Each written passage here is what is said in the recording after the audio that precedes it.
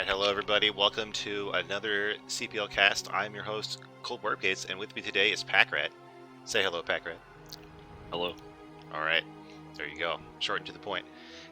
Today we're going to finish the group that I started on Tuesday with this last bit of Tier 1 and some of Tier 2 for DestrucToads and Pacific Fire. Pretty hyped to get into this. Recognize a lot of the names here. It's cool. With that, let's just get into it. I'm also excited. There's some good names in this pack replays. Yeah.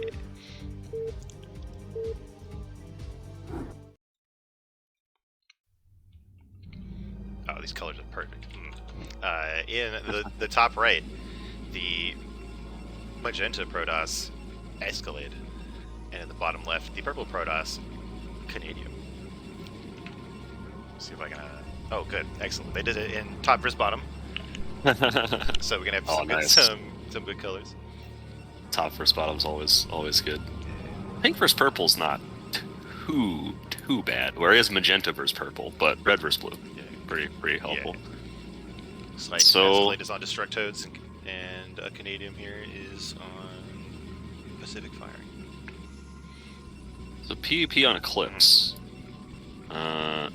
I guess if note, like you're always going to get the first scout because there's only the two bases, and you do have a ramp. These are like things I know about PvP. Like having a ramp matters. Yeah. Feels like it would be kind of hard to do anything like super silly early on, just because like you are going to get, well, assuming your opponent decides to scout, you're going to get scouted right away. Yeah, it just depends on like how you look at it, because like they are going to scout it, but you're also able to like proxy right outside their base because you know exactly where they are. And then like things like 2-gate are decent here. So like we could see a really goofy game, or we could see a completely normal game. Yeah, because the fact that you've got a ramp here and that this rush distance is kind of long means that like it's probably kind of hard for someone to just get like run over by a couple extra Dragoons early on in the game, right? Yeah, it's not like a flat map where like 3-gate Goon is really strong or something like that. Speaking of really silly things, looks like Canadian's going to take the probe the long way around. Is this to scout, or is this for shenanigans of their own? I would have guessed that this is to scout, but like we're taking a really long route here. It's circuitous. Yeah. It's like we're being very thorough. I know Artosis has said sometimes on cast that like on a 2-player map you should just go scout the enemy base, because like that way you'll know they're proxying if you don't see stuff in their base. But if you waste time like looking all over the map, you're just gonna get a late scout. So I'm interested in this first pylon placement from Escalade. I feel like I see this with like PvZ when you want to go 2-gate and like have your gateways right next to the ramp. Is this helpful in PvP as well, or is that? So I like to put my second pylon at the top of the ramp, unless I'm going 2-gate, which case I put the first one there. I think like the cost isn't that big, and you definitely want at least one pylon near the ramp. By the way, we saw the probe from Escalade kill a probe of Canadian, and then the Zealot popped and killed that probe. So, probe duel. Exactly. Was good. Yeah, like I think it's really handy to have a pylon right by the ramp. Like you can build a shield battery there if you need to. Like you can build a cannon there if you need. Just having the robo there is really valuable too, because like the Observer and the Reaver are really slow, and the like 5 seconds it would take for them to get from like your main nexus to the ramp makes a huge difference. So not seeing Dragoon range for Canadian. Yeah. That usually means something, right? Yes. I think if we're gonna see that, we would see it like right now, because like you'd probably wait for the Goon to come out to deny the scouting. Although I'm starting to wonder if it's just a mistake, because we're not getting anything, and we're still like being very brave with our units here. There's a robo. Okay. Okay. So, robo before Goon range. How do you feel about that? Meanwhile, we got 2 gates going up for Escalade. Yeah, so I think this is gonna look pretty good for Escalade, because it seems like Canadian is going for like really fast like speed Reaver drop or something. I feel like that's the only reason you would get the robo like this, like with before range. I mean, but like all these goons that we're gonna see are gonna be really strong. It's gonna be like a big window where Canadian just doesn't have units, and like I wonder if Canadian saw something that made them think that they were just gonna like really get away with some greed. I mean, this would be considered kind of greedy, right? To like delay goon. I mean, you're gonna get goon range eventually, but like to delay it this much. Yeah, it seems like we started it now. Yeah, I mean, it's definitely greedy just because like you're gonna have like no units, and your goons are gonna be weaker than the opponent's goons. So like maybe Canadian was just really confident in their Reaver drop, micro or something like that. Although we're getting it, You have an observatory. So I think maybe it was just a mistake. Just Okay. the range got forgotten. Well, you have the sport bay at the same time. Ah, here we go. True. Does this give you like time to like make one obs before you make your Reaver maybe? The way that I've been doing it lately is like I just get you get the shuttle, start the bay, and the observatory, and then get the Reaver, and then if you think it's DT, you cancel the Reaver and make the observatory. I see. Yeah. Well, Escalade's also cutting probes. Although I guess I should mention these are tier 2 matches, right? Yeah, so cutting might not always be intentional, but you do need to cut for 3-gate goon just a little bit. It's hard to avoid everything. So it seems like Escalade wants to do some damage here. Pretty badly. And Canadian is going to need to make use of this ramp. Looks like his range will finish really quick here, which is going to help out. So, right now we have currently equal numbers of units, so that we do have 3 goons on the way here from Escalade. It's a really nice arc here on the high ground. Getting up ramps is pretty tough. Oh, yeah. I've tried a little bit of ladder PvP, and it was hard to do. Oh, yeah. Very sad, but it seems like the numbers are working out for Escalade right now, getting up on top of this ramp here. And with the reinforcements coming, it's going to be hard to overcome this numbers lead here. Yeah, nothing coming out of the robo either, which is We do rough. Reaver. Looks like Reaver just started, but that's going to be a bit. I think with the rally dragoons, might just be too much. Yeah, this probe's going to have a hard time. Yep, and Canadian's going to tap out. Now, I have to say this every time, that when it's on top versus bottom, it defaults to ally chat, so we're going to extend the benefit of the doubt. I think there was a GG there. So yeah, see, yet another reason you should play on top versus bottom is you have plausible deniability if you decide exactly. If you just rage alt QQ like no is an ally chat. Exactly. No, please, I would never.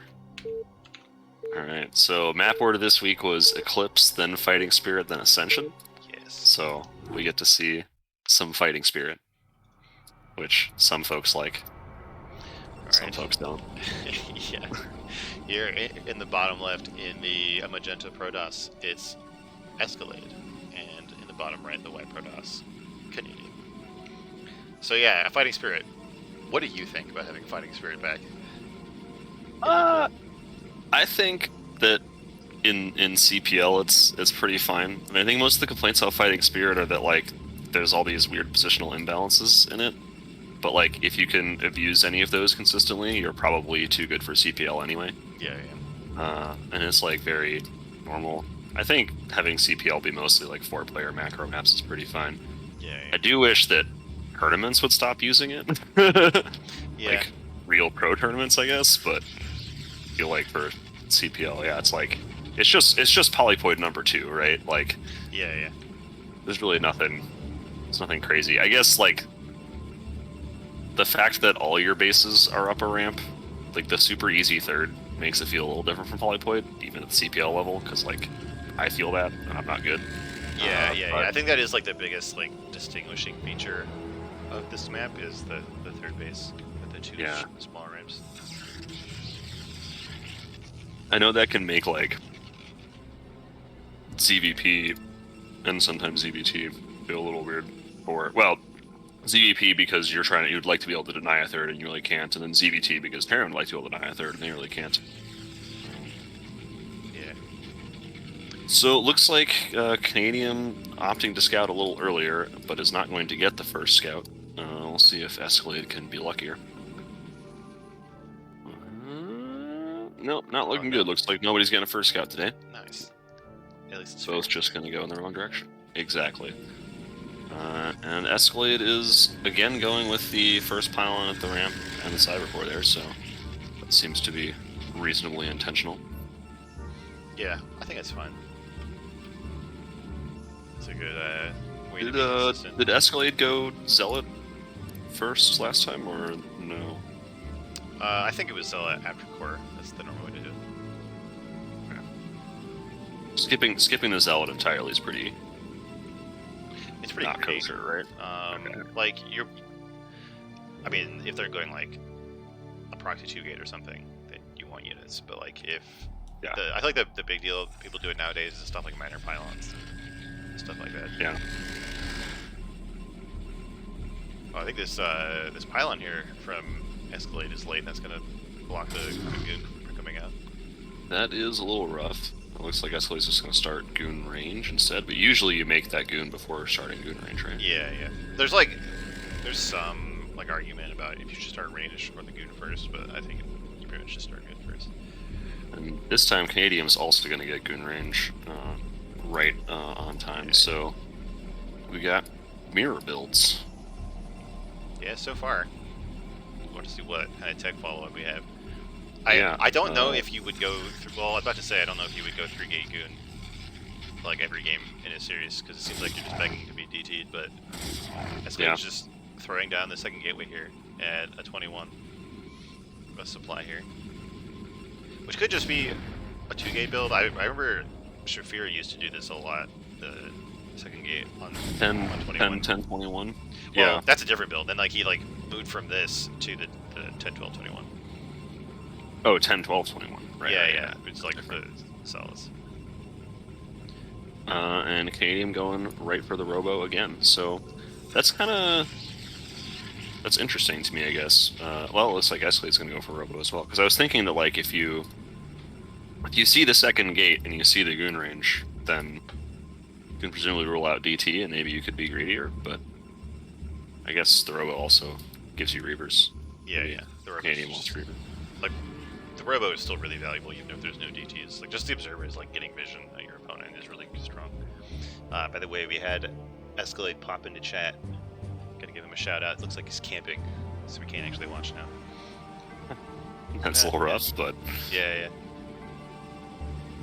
camping's always fun. Hope you're having a good time, man. Dude, I hate camping. Really? Awful. It's just like regular life but worse. I like camping. I guess at this point I always go camping with people who are like way more prepared than I am. Oh Like, yeah. I have some buddies who are like, I don't know, like guy whose his son is like an Eagle Scout or something, and so like he's like been on all these camping trips all the time, and so I just like bring a bottle of whiskey and hop in a car and disappear for a weekend. Yeah, you don't do any of the work. Hang out and drink. That's nice. Yeah. Drink a little bit, you know. Like I can set up a tent. Like I'm not totally incompetent. All right. Well, looks like pretty much mirrored. Both 2-gate into Robo. Looks like Canadium is feeling brave. He's gonna move across the map here. Although the Zealot is separated from the Goons, which is a little rough because I think it might just die here.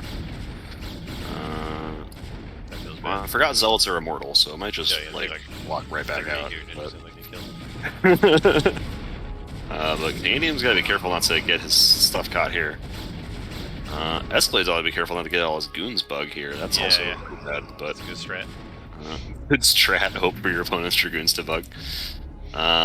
Looks like Escalade's going for a Nexus and Canadium's going for a shuttle.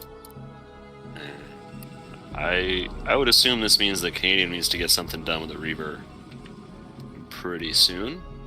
Yeah, I mean, like, there's kind of a big window, like, to get some damage done. If you go Goon Reaver, like, you can wait for 2 Reavers and do stuff. By the way, it seems like Escalade is overextended here. Yeah. Right into the reinforcements. Pretty It's rough. gonna be pretty hard, especially if you're the one trying to expand. Like, yeah.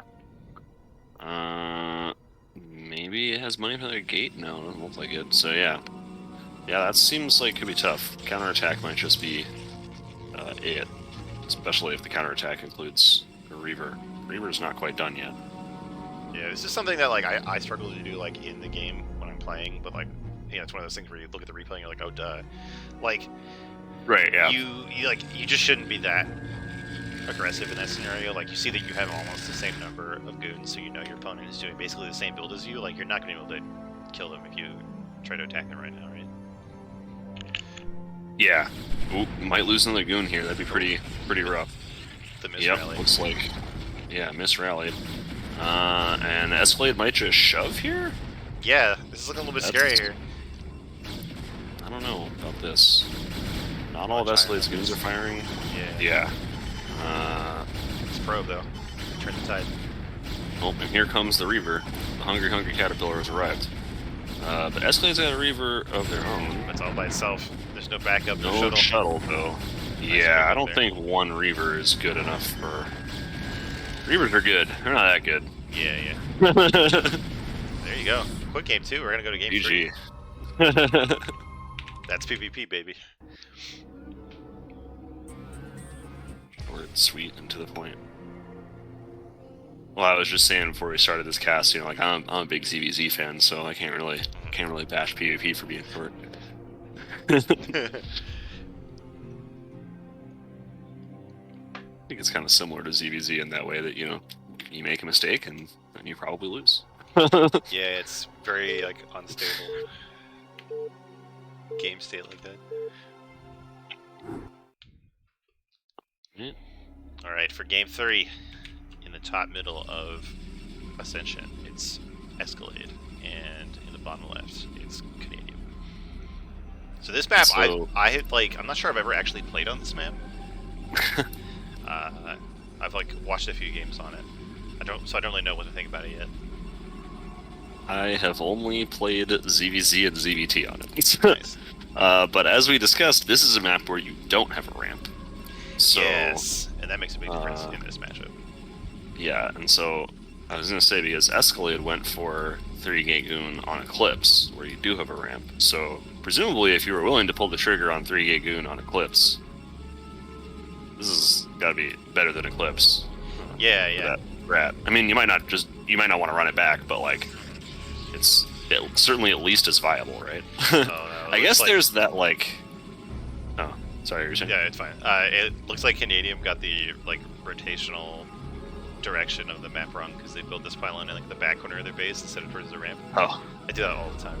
It feels so dumb. You oh, the ramp's over there. It's a bit painful. Yeah. Because I did the same thing with my Overlord scouting. I was like, okay, I scouted their main, time to go scout their nat. And I'm just floating in the middle of nowhere. Oh crap.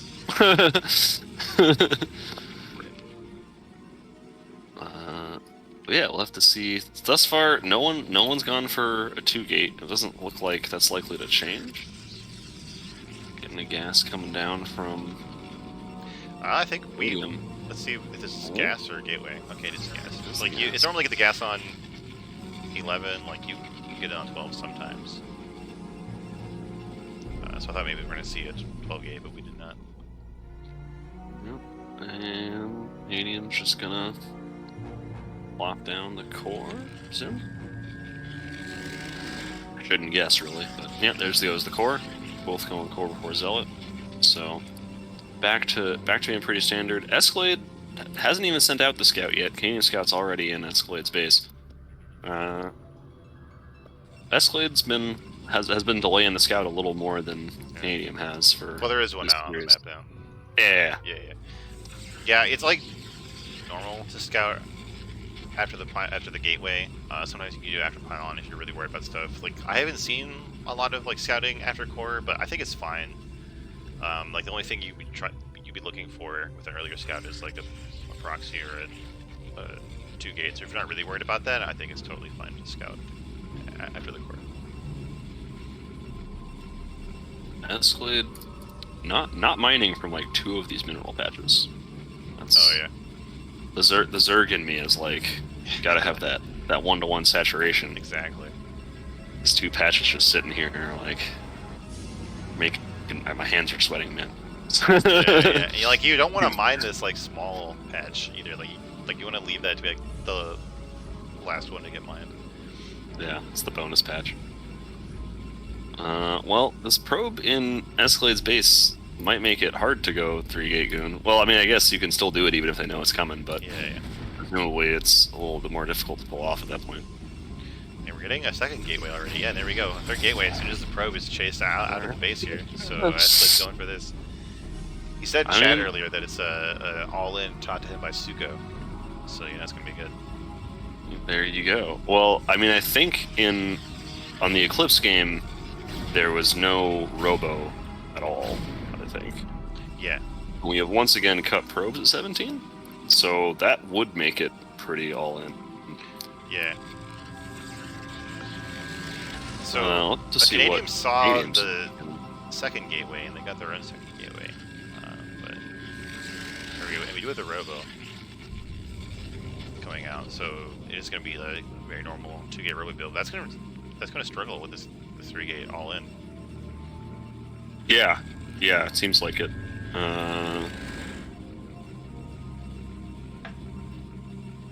Looks like Isolate having a little trouble getting all 3 gates online. Okay, there we go. This time we only got 16 probes and only 2 on gas as well. Nice. I like that optimization. Yeah, I think that's enough. Like, if you're gonna go all in, you might as well go all in, right? Exactly. Like, you're not gonna need that extra gas for the robo that you're not making. Yeah. No big upgrades coming. And Canadian is actually trying to take their natural here, so this is gonna be like even more open ground for all these goons from Escalade to stomp over. Yeah, the only thing I wonder is, so one of the features of Ascension is you got this like little entrance in, and then like the long way around entrance. I wonder if Escalade tries to funnel the goons through the little entrance, that could be a little bad. Yeah, but on the flip side, if they come over here and like come down from the high ground, that's gonna be pretty strong. We'll have to see. Looks like we're taking a long way around. Goon count at 6 goons for Canadian. Only 5 here for Escalade. One more come across the map, but of course the 3 gateways means more goons. Ooh, and Canadian's moving out. This is gonna be awkward. This is gonna be awkward. I don't know who wins this. Escalade is gonna catch a goon here at the net. It's just gonna leave that one. It's gonna leave that goon in the net and go right to move the command into the base. Here we go. Get those probes. And it seems like a Canadian caught like a 1 goon in the middle of the map and then is pulling back. Yeah, pulling back seems, maybe, I don't know if that's the play, I guess. You're kind of stuck in the middle of the map, unfortunately. Yeah, I mean, so I have no idea what the correct move there is.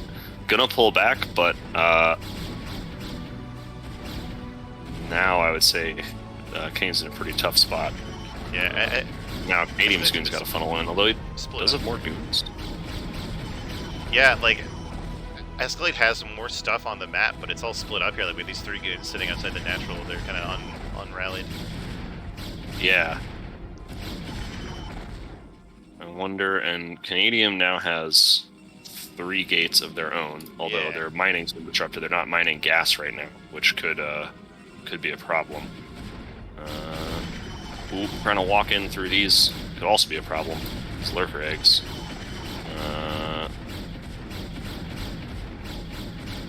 But yeah, very tense. I don't know. Yeah, I feel like good Canadian pullback micro from Canadian. As long as Canadian puts guys in gas, I think they're gonna hold. Yeah, I think the problem is they can't make another round of goons right now. They have no Vespian gas. Yeah. So they got to make zealots, and that's a little rough at this point in the game. Or just make nothing. Unfortunately, there we go. We do. They're not making anything. We do finally have pros back in gas, and we'll be able to see goons shortly. But I guess now that if you don't make it any units, you can't really hold off an attack.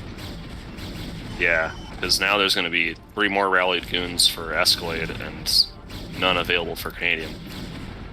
So that's rough, because then you kind of just camp the production, right? Like, if the goons are popping out for Canadian 1 by 1, then they're not going to live very long. And Escalade targeting the gas goons knows what the gas probes knows what's up.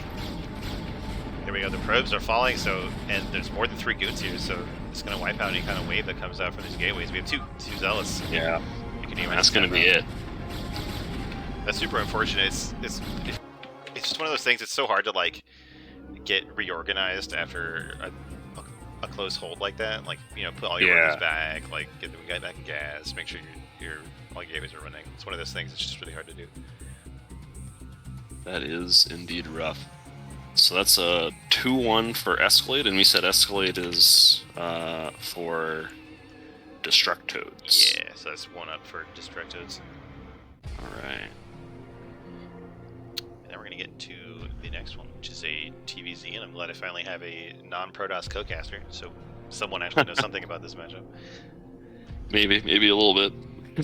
Yeah, at least you can pretend with authority. Yes. I'm an expert in all things TVZ.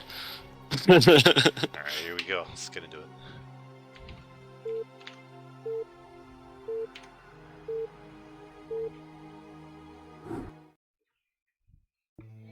Alright, in the top right of Eclipse in the blue Zerg, it's Nice Pants fighting for the DestrucToads, and in the bottom left, the orange Terran Queen fighting for Pacific Fire. So Queen, you know, I had to give a shout out. She does stuff for CPL. She runs those King of the Tier tournaments. Very cool. Queen is indeed great. And yeah, ZBT on Eclipse.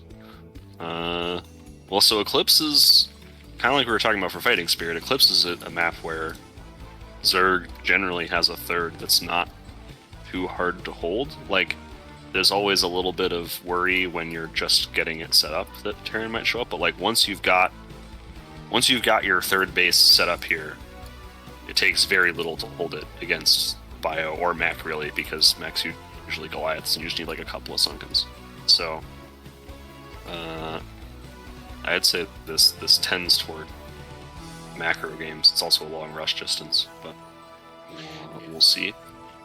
Looks like Terran. Can you wall on this map? I don't actually know how Terran walls work. I think so. I think I've seen it before. I couldn't tell you how it worked, but I'm pretty sure I've seen people wall into the ramp before. And I think we're probably going to see that on Page the Lime. Yeah. We need like a bot that just has 20 walls or something. Yeah, an AI that I could just like send a picture here and be like, does it wall? Yes. You've seen does it blend, but does it wall? And Nice Pants gonna go for an 11 hatch. I don't know if your way to go for 11 hatch over 12 hatch, but I guess you get that hatch one drone earlier. And yes, refinery going down means that we will most likely see some kind of tech builds. Yeah. Could be like a 1-1-1. That's a pretty hard build though. I don't think we see a lot of that in CPL. I saw one person try to pull it off a few weeks ago. It was cool. And so the next thing to see will be whether Nice Pants takes a gas right away, I guess. So they're going to see 3 hatch or most likely 2 hatch. And yeah, with the other drone building, I would guess that Nice Pants is most likely to make a 3rd hatchery. Which... Oh, is that a factory? No, it's fighting. Right, we need gas at the factory. A 3 hatch is kind of like outdated now, right? Like at least at the high levels. Seems like everybody's going 2 hatch. Yeah, I think it kind of like waxes and wanes because when everyone is very good at doing the 5 racks plus 1 all the time, you don't want to do the 3 hatch as much. You want to do the 2 hatch. You can put the pressure on. It also just depends like whether you want to try to put pressure on Terran or not. I think the 1-1-1 is also supposed to be one of the things that makes 3 hatch hard because it punishes you for your tech being delayed, but not certain we're going to see that. Ooh, 2 factories on 1 base. Alright, well, that's not something you see every day, and this might be something that punishes Nice Pants for having later tech. I'm not really sure what you build with 2 factories. Maybe possible. Like maybe, well, at least maybe one Vultures. Maybe Vulture. I'd love to say maybe we're going to see Vultures, but like we're still getting gas, so I don't think it's going to be like mass Vulture. Yeah, like 3 I would Vultures assume like Goliath or something like that. Yeah, really not sure. Haven't seen 2 factory. I mean, I know there are some like tank marine pushes people do off one base sometimes, but usually you would want marines for that. We don't see any at the moment. So Zergling's going to come down. So Zerg's got this overlord position here, and there's no command center by like 3:30, which is usually when mech would have it. So this should be some alarm bells. This is like weirder than usual mech. And we do have a third factory, so maybe this is going to be like mass of vultures. That makes some sense, because a lot of the time the normal thing for Zerg is to make this like one sunk colony like this, which you're pretty safe against like 1 or 2 vultures. But if you get like 8 speed vultures, like 1 sunken colony is not going to be enough, and you just run into the main. But Nice Pant's going to throw down a second creep colony and a Hydroden, and another creep colony in the main. So the creep colony in the main makes me think that Nice Pants thinks this is Wraiths, which is what I would also think it is, so that makes sense to me. This Sunken also might not reach the back of the mineral line. Yeah, that's pretty rough. The second one might cover the bottom of the minerals. I don't think it'll cover the right side, which is exactly where these vultures are. Yeah. Yeah, So these vultures are just going to set up shop down here. Trying to take that gas. All right. Seems fine. Well, so Nice Pants can just make a few Hydras and clear this out soon enough. What's going on back with Queen? So we have 1 machine shop, these 3 factories. Don't have a whole lot building. Goliath's building. Okay, right, so I've never seen like this kind of like one base Goliath build. I also have not. I'm interested to see how this plays out. Hydrogen to come down, which means these vultures are not long for this world, so it's time to get some drone kills. Drone count's doing fine for our Zerg. Putting down a Spire. Okay. It's a little interesting, but yeah. So I guess this will be very interesting for me to see, because I don't really know what you do with 1 base Goliath. I'm not sure if the play here is like to try to take use this to take your command center, or if you just make a bunch of Goliaths. Yeah, I think we're just gonna make a bunch of Goliaths. Like, I feel like I remember there was like a 2 factory, get your command center, and then go up to 5 factories build for a while. I think 3 factories is just too much for 1 base, like to be some kind of macro build. Oh, yeah, tanks too. I also think that tanks with siege mode. So Queen has seen Hydralisks, for which you usually want tanks.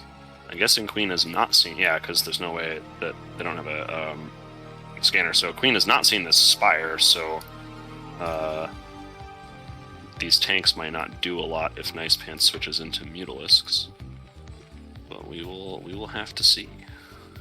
Yeah, it's gonna be like a really like low army count fight for both players, just because of how like fast Terran is doing this. Yeah, we're moving out with like, what is this, 5 Goliaths and 2 tanks? 5 Goliaths and 2 tanks. I think if Nice Pants makes like a big round of mutas right now, it could be trouble for these Goliaths. Well, the tanks are in the front. Yeah, these Hydras fighting. These Hydras fighting alone though are not going to do anything. So yeah, like 6 mutas coming out. You usually need like 1.5x mutas to Goliaths. So if Nice Pants can get up to like 9 mutas. And yeah, there's a nice forward creep colony here, because like if you just add sunks, and then Terran has to like siege and unsiege to be able to take out the sunks. Gotta morph the sunk though.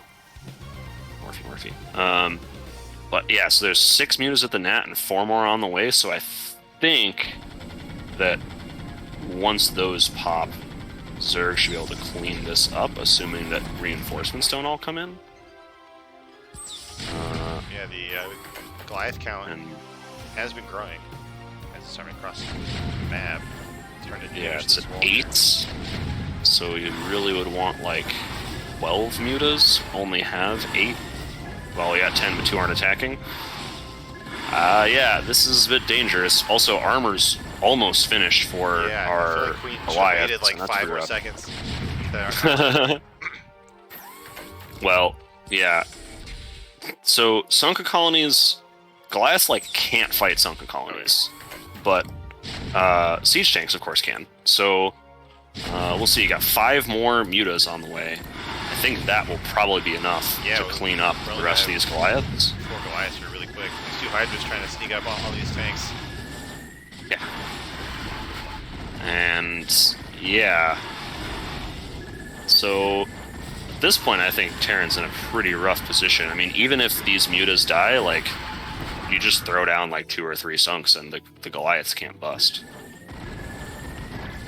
Or you just go kill them with your Hydra Muta, which works too. Yeah. It seems like it's like the players are like alternating who wins each fight, but overall this is a better situation for Zerg. Yeah, I mean, I think the worker count really tells the story here that Zerg is even on worker count with the Terran, and that's not generally what you want as the Terran. Plus, Zerg has the second gas. I would say the one place Zerg is lacking is I don't think that ever got Hydra upgrades. Like, there's no Hydra speed. Yeah. We're not getting like Muta upgrades either. So if Zerg tries to break here, this is I think where stuff goes wrong for Zerg a lot. Is like you can't actually break Terran right now, even though it seems like you should be able to because there's like no surface area. I really think Zerg should be making drones. Yeah, I mean we can see this Hydras. A third base at the bottom right in the okay. the corner here. Yeah, it's pretty good. But yeah, I think Terran's gonna get the CC. So yeah, I guess if Zerg doesn't try to go in here, and yeah, there's turrets enough that these mutas can't like harass this mineral line, then I guess this just kind of turns into a normal game, well, a normal mech game.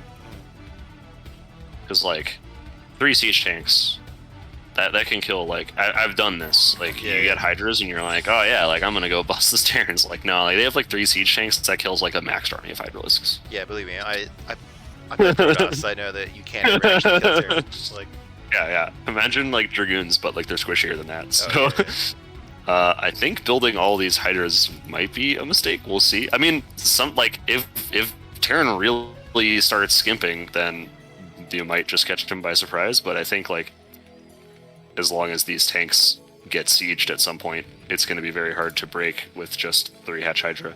Zerg is taking their 3rd gas down here. And they are getting they have Hydra speed and they're getting Hydra range. Ooh, Terran moving out of the like right at the wrong time. Yeah, I do not think Terran's trying to move out right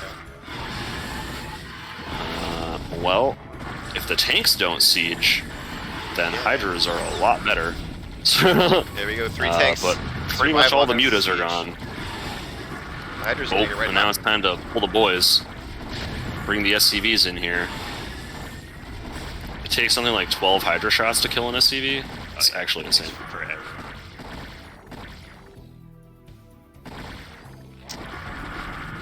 A little bit of lag here. Let's smooth out. Let's see it. Oh god, the SCV's gonna kill all the Hydras. What is this? Yep. It's like the saddest thing ever. And unfortunately, Nice Pants switching back to mutas, but Terran has Goliaths in production and not tanks, so these couple Goliaths should be able to fend off these couple Mutalisks. Yeah, I don't know why Queen tried to move out there. Like, I don't think you have, like, you've just got your natural online. Like, there's no way that your army is going to be bigger than Zerg at that point, right? I think you should just siege up and try to hit, like, some big timing. Yeah, it seems like it'd be very hard. Yeah, she is still alive, though. Like, neither player can really deal yeah, I think that, yeah, losing these mutas is rough. I feel like Nice Pants is committing a lot to trying to break here. These drones. Throw this tank. We have a tank on the high ground. There's no way you can kill Terran now. Yeah, tank on the high ground, SCVs, the linebackers, like, no. There's no way. And Nice Pants hasn't been able to drone up this 3rd yet, so could be in trouble. Making mutas from that 3rd could make you really in trouble. And like you mentioned the upgrades earlier, now Terran's on 1-1 here. Yeah. Zerg's on 0-0, so like that's gonna add up, especially with tanks that scale so well with upgrades. Yeah, So this is also kind of why it's hard to go both Hydras and Mutas at the same time, is because you really want to start getting some upgrades, but Yeah. you can't afford to upgrade both of them, right? So yeah, 0-0 Mutas versus 1-1 Goliaths is pretty rough, and 0-0 Hydras versus 1-1 tanks is also pretty rough. I feel like as long as Queen doesn't get caught by surprise by the tech shifting too far one way or the other, like as long as Queen keeps it pretty even between the Goliaths and the tanks, gonna be in a good spot. There's a bit of a risk right now. There's 7 Mutas, only 5 Goliaths, 1 more in production.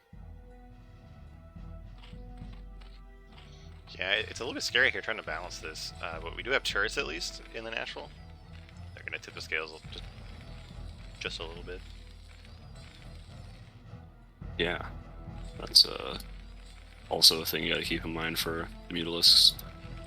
Mutas coming in, Diving right on this tank. trying to be on this high ground. Yeah, getting the tank is pretty good. Losing a couple of Mutalisks. And Nice Pants with 6 more Mutas in production. I don't know about fighting these turrets, but see now the Goliaths kind of pulled away, so the Hydras are going to kind of come in on the tanks. But Still 5 yeah, that's a lot of tanks. Yeah. Yeah. Hydras get A lot of siege tanks. 5 siege tanks is just too many to fight with anything. So that on the exchange ground. goes really well for Queen. And she's going up to 6 factories now, so we're going to see a lot more units. And like, I don't think Nice Pants is really like used all the time they've had since the last push from Terran to really like grow in any way. So I think this next push is going pretty well for Terran. Yeah, there are like a lot of Mutas now. Nice Pants might be trying to like split the attention a little bit, but I mean, you kind of don't have to respect this small Mutaflock when you've got this many turrets, right? Yeah, you can have 4 just turrets let it be there. Got some reinforcing Goliaths. Oh, we do have a second flock here, like you said, in the natural. So much anti-air. Yeah. I mean, it's annoying for sure, but you're trading Mutas for SCVs, and Terran's gearing up for a big push. Yeah. This is the thing that like took me forever to learn, that like it's good to kill workers, but if you lose your army to do it, then they just come kill you. Like. Yeah. It took me a stupidly long amount of time to. And I think that might be a bit of what's going on here, because the Mutaflock is now small enough that it doesn't really represent a backstab threat, and Terran's got 6 factories. That's a lot of factories, so just now starting +1 attack on our Mutas, but that's not going to be in time, assuming Terran just goes. So yeah, we'll see. We do have 2 more bases going up on opposite sides of the map. True, yeah, that is one of the nice things for Zerg if you get in this position on this map, is like, if your bases are in a bunch of different places, then like it takes Terran army is not fast. It takes them time to like get over there and kill it. So and yeah, so these Mutas are gonna go for a counterattack back home. I'm not sure how that's gonna work out. At some point, if you have no army there, then Terran can just go kill your main, and then By the way, it seems like Queen probably clicked like up here in the top middle-ish of the map, and her army split in half. Which, man, that's like one of my biggest problems with this map, is when my armies do that. True, the pathing is a little weird. So we do have these Mutas trying to dive in the mineral line. On the natural. We do have a few reinforcing Goliaths here. Probably not enough to actually fight these Mutas, but that's to slow them down. And meanwhile, we have a big force outside of the Zerg natural. Yeah. Nothing here. I don't think Zerg can hold this, and the reinforcing Goliaths, I feel like for Queen, should be enough to eventually clean up these Mutalisks. Yeah. It's going to be ugly, but I think Terran gets out of it with a base, you know? Based on all their factories. See? There's no seconds up. Queen still has an action. Here we go.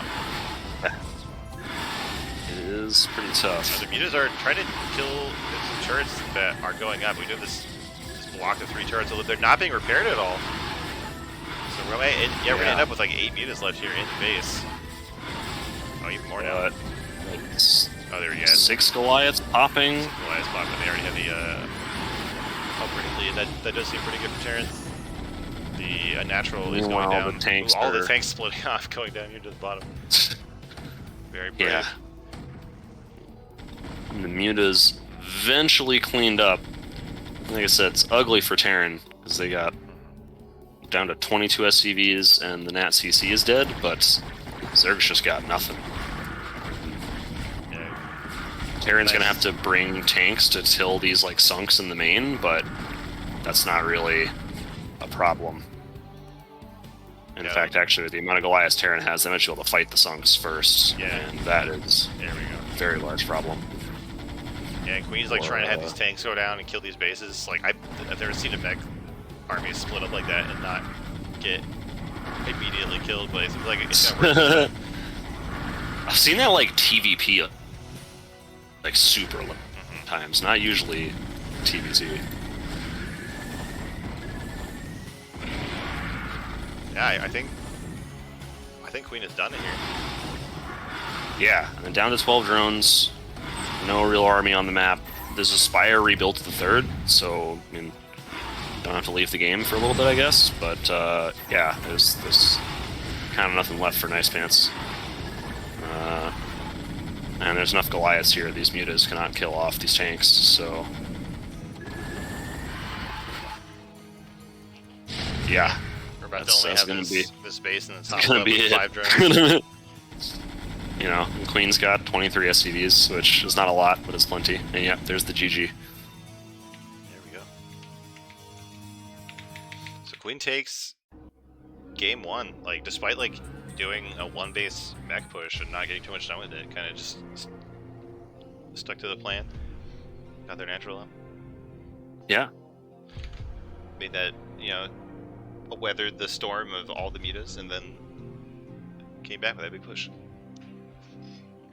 Yeah, that's I have not really seen that before, but well, I've seen sometimes like some 1-base Terran mech, but then I usually just die to it, so I don't know what comes afterward. Yeah, I have that experience with so many builds that I try. Like, it's like I do the attack, and 99% of the time I either win or lose right away.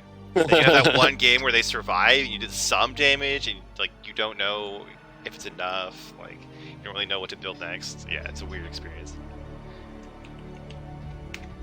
Yep. Let's get the game 2 here.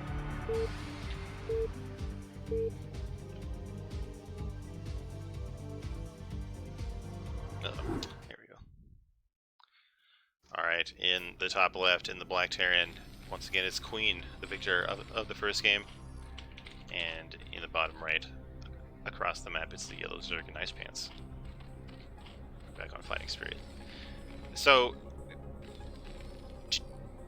do you think that, like, if Queen went for mech in game 1, she's more likely to do it in 2 and 3? Like, is it like you're a mech player or in my experience, that's usually how it is in CPL. Generally, players tend to do one or the other, with the exception of, like, maybe if they have some really weird cheese prepared or something. But, like, yeah, I feel like most of the time if they go mech once, they're going to do it again. Especially if it worked, right? Yeah. The sort of, I don't know, 1-base mech I have not seen before, so I don't know if that's I mean, I guess that might be Queen's just normal play. I don't know if that was something special for Eclipse or if that was just how Queen likes to open in general. Yeah. We are seeing what looks like set up for a wall at the ramp in the main, so it might be that again. Good, we are going to see some kind of mech build again. Yeah. And Nice Pants making some drones, so probably going to see hatch first. So we saw 11 hatch last game, right? And we're going to see 12 hatch this game. Like, is there a huge difference between the two? Not to my knowledge. I've never seen anyone go 11 hatch ZVT, but that doesn't mean it's not a thing. I think I read someone in Discord talking about it, and it's like if you think the opponent is going to something cheesy, then 11 hatch is good. There's 11 pool, I think. Like 11 pool or like 12 pool are good for catching 8 racks. I feel like 11 hatch, like your spawning pool, especially because you're gonna build in the drone before building the spawning pool. Like your spawning pool's not really any earlier. Like your larva's earlier. Like I know you go 11 hatch against Protoss because you get the hatch down before they get a chance to come block it more likely, and then also that you get the larva available. So like if they're doing gate first, you can have more larva for lings. Yeah. But could it be like the creep timing? Like I'm not sure. You get the creep up earlier so you can get a sunken earlier or something like that? Maybe? That doesn't seem impossible. Yeah, I'm just trying to think of like what it could be. We won't have to worry about that this game because we did see a 12 hedge. Yeah, we got the wall again for Queen, and at least one factory, and workers still on gas. So, not gonna be a 330 command center. Yeah, I feel like we're gonna see both players like just stick to their builds here because we're also seeing Nice Pants go for the third hatch right here. So I wonder if Nice Pants is gonna alter the game plan, because I think if it plays out the way it did last time, Nice Pants pretty soundly held the initial push. Yeah. Right, and that was on, this is like cross map FS, so it's like actually like forever away. Yeah. So presumably, unless Nice Pants, and then that was also with like vultures getting in and being super annoying. So presumably, unless Nice Pants like messes up their build, they're gonna hold that again. I wonder if they will then opt to build drones instead of all Hydras. Yeah. Looks like Nice Pants gonna be getting down a creep colony for the sunk and just making a lot of drones. Yeah, Nice Pants was able going for 2 factories. No vulture before the machine shop this time. Yeah, that is different. And Nice Pants was able to straight into a tank. Okay. Nice Pants was able to see one factory, but not both. But we're seeing siege mode research first, and then actually cancel the vulture. Cancel the vulture. Yeah. To get more tanks. Is this so, that could be this that marine tank push that you mentioned. It basically looks like we got some marines, so could maybe just go out for a marine tank push. Got more tanks queued up. Yeah, I mean that'd be a thing. SCVs, yes, I love it. Here we go, pulling the boys. Things that I wish people would do in Brood War more. That was like a big thing in StarCraft 2, just like pull all your workers. Yeah. And then it seems like workers are insanely good in Brood War. People don't do it as much. I'm like, oh. Yeah, well, we don't have mules, right? So like, you need true. True. Not showing the tank just yet. But yeah, gonna move out with the tank. At home, building Hydras. This time, no Spire, at least for now. So I feel like all Hydras versus Tank Marine with Siege Mode already done is pretty good for the Tank Marine. But we'll see, because this is not a thing I see very often. Yeah, I feel like this Terran army is just like a little bit too thin here. Like it seems like we had some confusion about what to do with the second factory. Like units were canceled and stuff. Yeah. So like if we had like 2, maybe even 3 tanks right now, I'd feel really good about it. But like 4 Marines and a tank, like even if Hydras aren't optimal, like we're gonna have just a bunch of Hydras to run up this type of tank, right? Yeah. We'll see here. Well, there goes one tank. But the reinforcement shows up right in time. Starts to pop some of these Hydras. I'm taking out the second tank. Vultures are good. We're trying to repair this tank. It will not get taken down by the Hydras. Now a bunker is going to go up here. This tank is going to get to work on the second colony. It's going to get sieged. So, I mean, this is kind of rough if this bunker finishes up, because the Hydras are really bad against like Marines in a bunker with SCVs. Gotta get the Marines in there, though. And we have... It's still only You can also just run past the bunker. Yeah, the Hydras run past the bunker. got that speed upgrade. They're just diving on these tanks. Absolutely. Yeah. Neutralizing this push from Queen, really. Yeah. And then now they're here to try to catch any further reinforcements. I feel like we just need to see like 1 or 2 more sunks at the nice pants. But now these vultures are just gonna wander into the main here. Even putting some mines down at the ramp. This is the danger of not not having a sunken. Yeah. This is pretty hectic for nice pants as well, because there's like Terran in 3 different places. Yeah. I think once again, nice pants should just like make drones here. Like, you killed the tanks. There's this like bunker out here which is super annoying, but like it can't hurt you. You can see that there's no second CC for Terran. So like, my opinion, this is like, it was a drone time, but not for nice pants. It's Spire time. And there's no Goliaths down here. There's 2 Marines in a bunker. That's not enough to. There are some about to leave the main base here, and they're going to clean up these scouting Hydras. True facts. And does the Terran army have any upgrades? Queen was very good at getting that really early +1 armor the first time around. Yeah, I don't think we have it this time. No upgrades on the way. We don't even have it eBay or anything from turrets. Oh, the bunker gets rushed down here by these Hydras, so now it's going to be just this tank and like the 5 Goliaths. It's starting to look much better for Zerg. Yeah.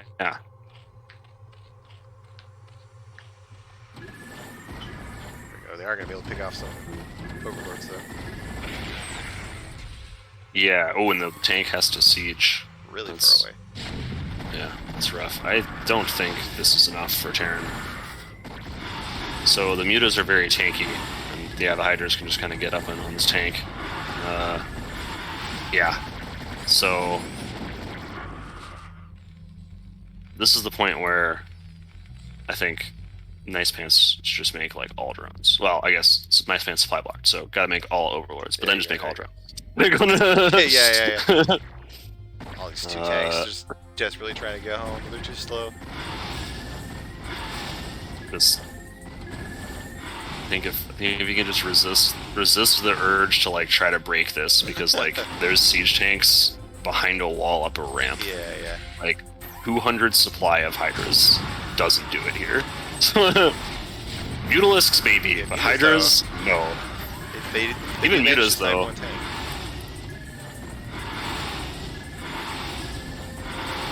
They're gonna kill the last Goliath. The eBay is finally done. Oh no, this Goliath is on a rally. Oh. Queen is just trying to get a turrets in her mineral line, but it's not gonna save her factories. Facts. There are Goliaths popping out. Yeah. I feel like now that the tanks are dead, the Hydras should be up here poking this wall. Yeah. Oh no, but the mutas wander into the turrets. I feel like this is the only way that Nice Pants could have lost this game. Like, could have like not won the game right away, is that the mutas fly into the turrets. That's exactly what happens. There are 6 more on the way, and 2 behind that, and more in production. Okay. It's gonna be enough though. Like, we're starting to get. Yeah, there's like 3 Goliaths out now. Plus, repair still exists. Oh man, repair's still broken. But so are mutalisks, and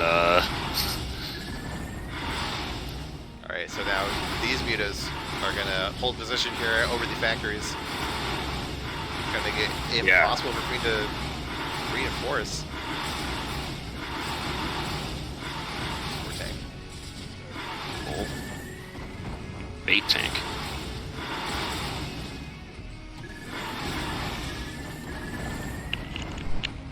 I like how these units like trying to bait those are into the turrets. Nice Pants is making drones the 3rd, which is good. I'm a fan of that move. Yeah. Oh, I didn't even see the third up here in the up top right. So, like, should these factories just, like, fly over to the turrets? Like, would that just be how you keep them alive? You know, I really don't know. I'm not sure how Terran deals with this. Yeah. I think usually they don't. I mean, the Goliaths are getting to be in numbers now that like they can kind of poke at these Mutalisks. They have such good range. One of these factories is in danger of burning out, but yeah, then like Goliaths make it quickly. So yeah, they do. I think the rough part for Nice Pants here is like invested a lot in mutas, and like you did set Terran back all their tanks, but now like you still can't really break the Terran here, and you only have 27 drones when you could have like 50 drones. Yeah, it's kind of similar to the first game where Zerg just had like barely not enough to kill the Terran, and they kind of wasted all that effort. It's really, really hard to kill Terran on one base. Like unless you're like already up in it with all their stuff and they have nothing.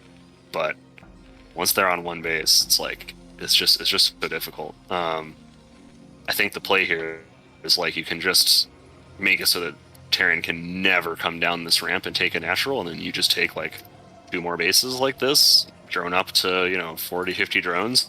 Then like, okay, well, Terran's gonna mine out, right? Here we have a giant cloud of mutas here trying to go to the main mineral line. Yeah. They get driven away because there's only one Goliath point to protect. Goliath's pretty good. You get Goliath, and there's one tank up a ramp behind a wall, so these 4 Hydras aren't gonna do anything. Yeah. Sorry, Hydras. I do not believe in your abilities right now. I'm starting to see some drones mixed in. And I think is Nice Pants about to take the 12 o'clock? Yeah, I mean, Nice Pants can take any base they want, though. I mean, the thing is, like, Terran can literally never get down this ramp, right? Like, if this many Goliaths tries to just, like, single file down the ramp, like, the mutas can kill them. Just get chewed up. You probably have to, like, get science vessels just to leave your base now. Yeah, like, heck to science vessel. But again, I mean, Terran's getting +1 attack. Like, Zerg still doesn't have any upgrades, so that can make it kind of rough. This is like the bravest SCV that has ever existed. What? Just like, there's like 50 Mutalisks down there. Like, it's fine. I'm gonna go see if I can place a command center. So brave. And hey, fortune favors the bold because the mutas don't notice. Oh my God. Just gonna float our barracks out here and be like, yep, that's 2 control groups of Mutalisks. Oh my God. Here we go. The Goliaths are trying to make it down the ramp, but they're not being contested just yet. This is what they need. I mean, there are a lot of units, but there are a lot of Goliaths too. Yeah.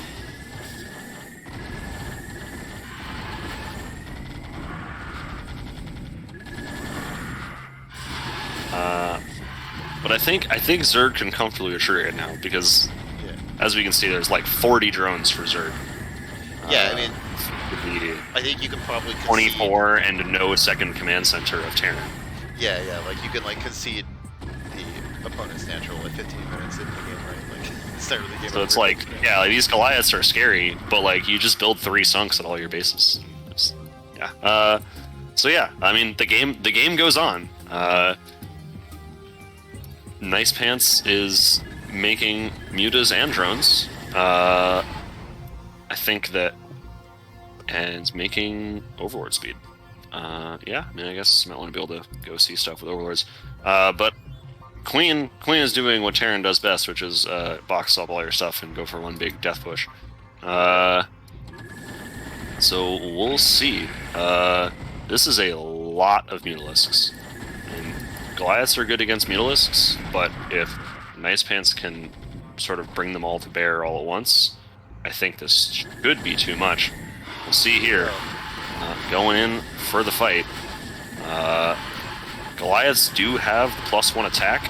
Mutas do not have any armor. And Muta's kind of melting. which is rough. I don't see any Sunkens, but so many mutas in production might just be enough, even with this upgrade disadvantage, but they have to fight together. Yeah, these like 5 mutas flying in, just gonna die. More mutas going for a counterattack, but as we've learned, this this position is not able to be broken. Well, we'll see. There's only one Sunken gotta make some Goliaths. These Goliaths are gonna take it down really easily. Yeah. Getting into kind of a crazy game. Goliath's queued up. An attempt at a base trade in the first game, but it seems to just be going much better for Terran. Yeah. I think it's... I mean, here the thing for Zerg is Zerg has another whole base. Like, you could almost still just have time to, like, throw up some sunks here and, like, transfer your drones. I don't know.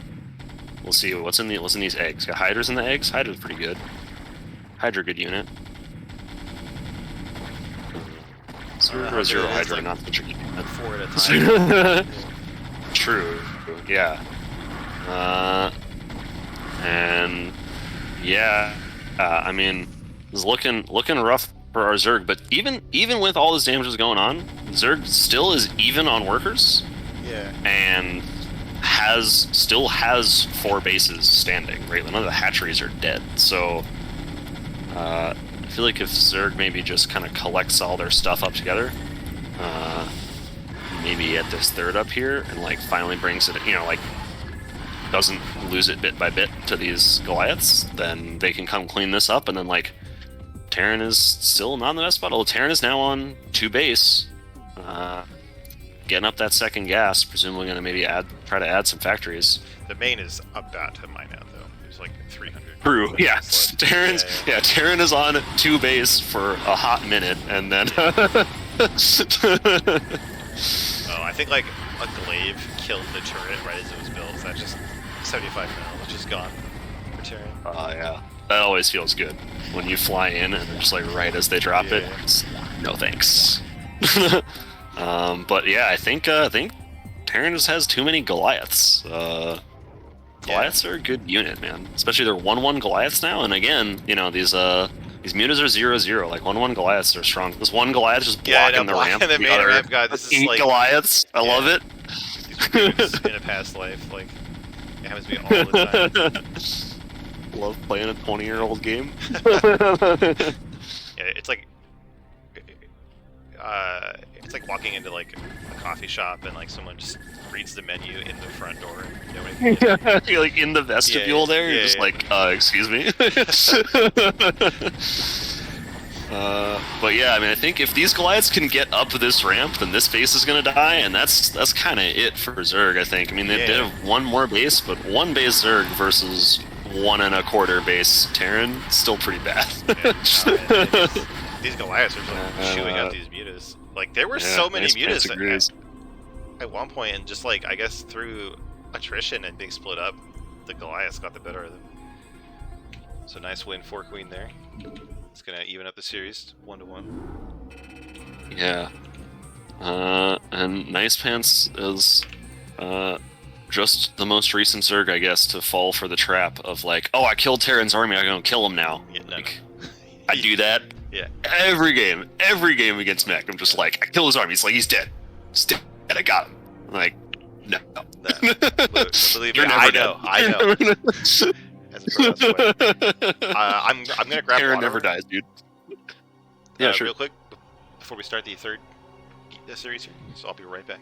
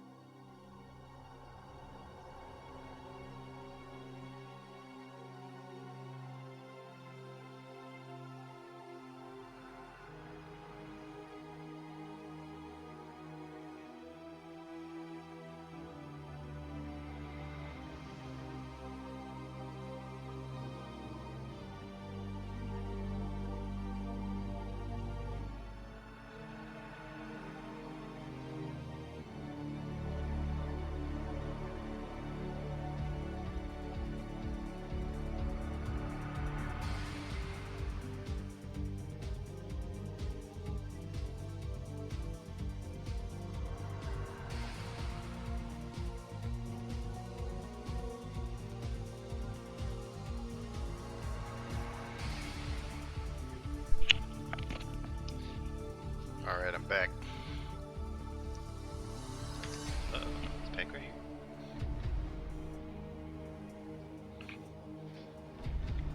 I am here. Alright, do you want to try that Discord thing?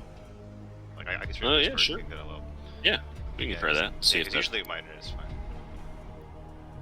Mine usually is as well, but let's see if maybe that's the problem. Who knows? I'll just have you stream and I can follow along your viewpoint here. Alright, do you see it? No. Oh, it stopped doing it. Okay. There There, we you go. see it now. Okay. Yep. Alright, I got it. Let's try it for this next game here. Seems good.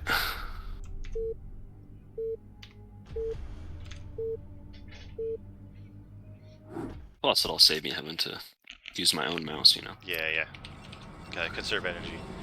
Here in the top right, the Black Protoss Max, that's who I'm just gonna call Max. And in the bottom left, the Teal Zerg of Vermin. Nice. ZVP. Back on Eclipse. And back on Eclipse again. How do you feel about PvZ on Eclipse? Well, I think it was you- Keen who said, like, normally ZVP is like 55-45 in terms of win rate, and on this map it's 50-50, so it's therefore imbalanced against Zerg. He said something like that.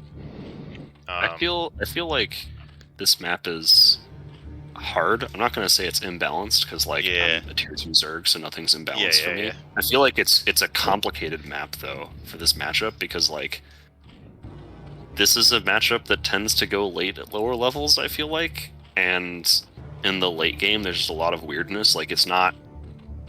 If you're thinking about like late game on like Fighting Spirit as like me being a low level player, like it's pretty. Like the objectives are kind of clear. I mean, there's a big open middle of the map to just like fight in.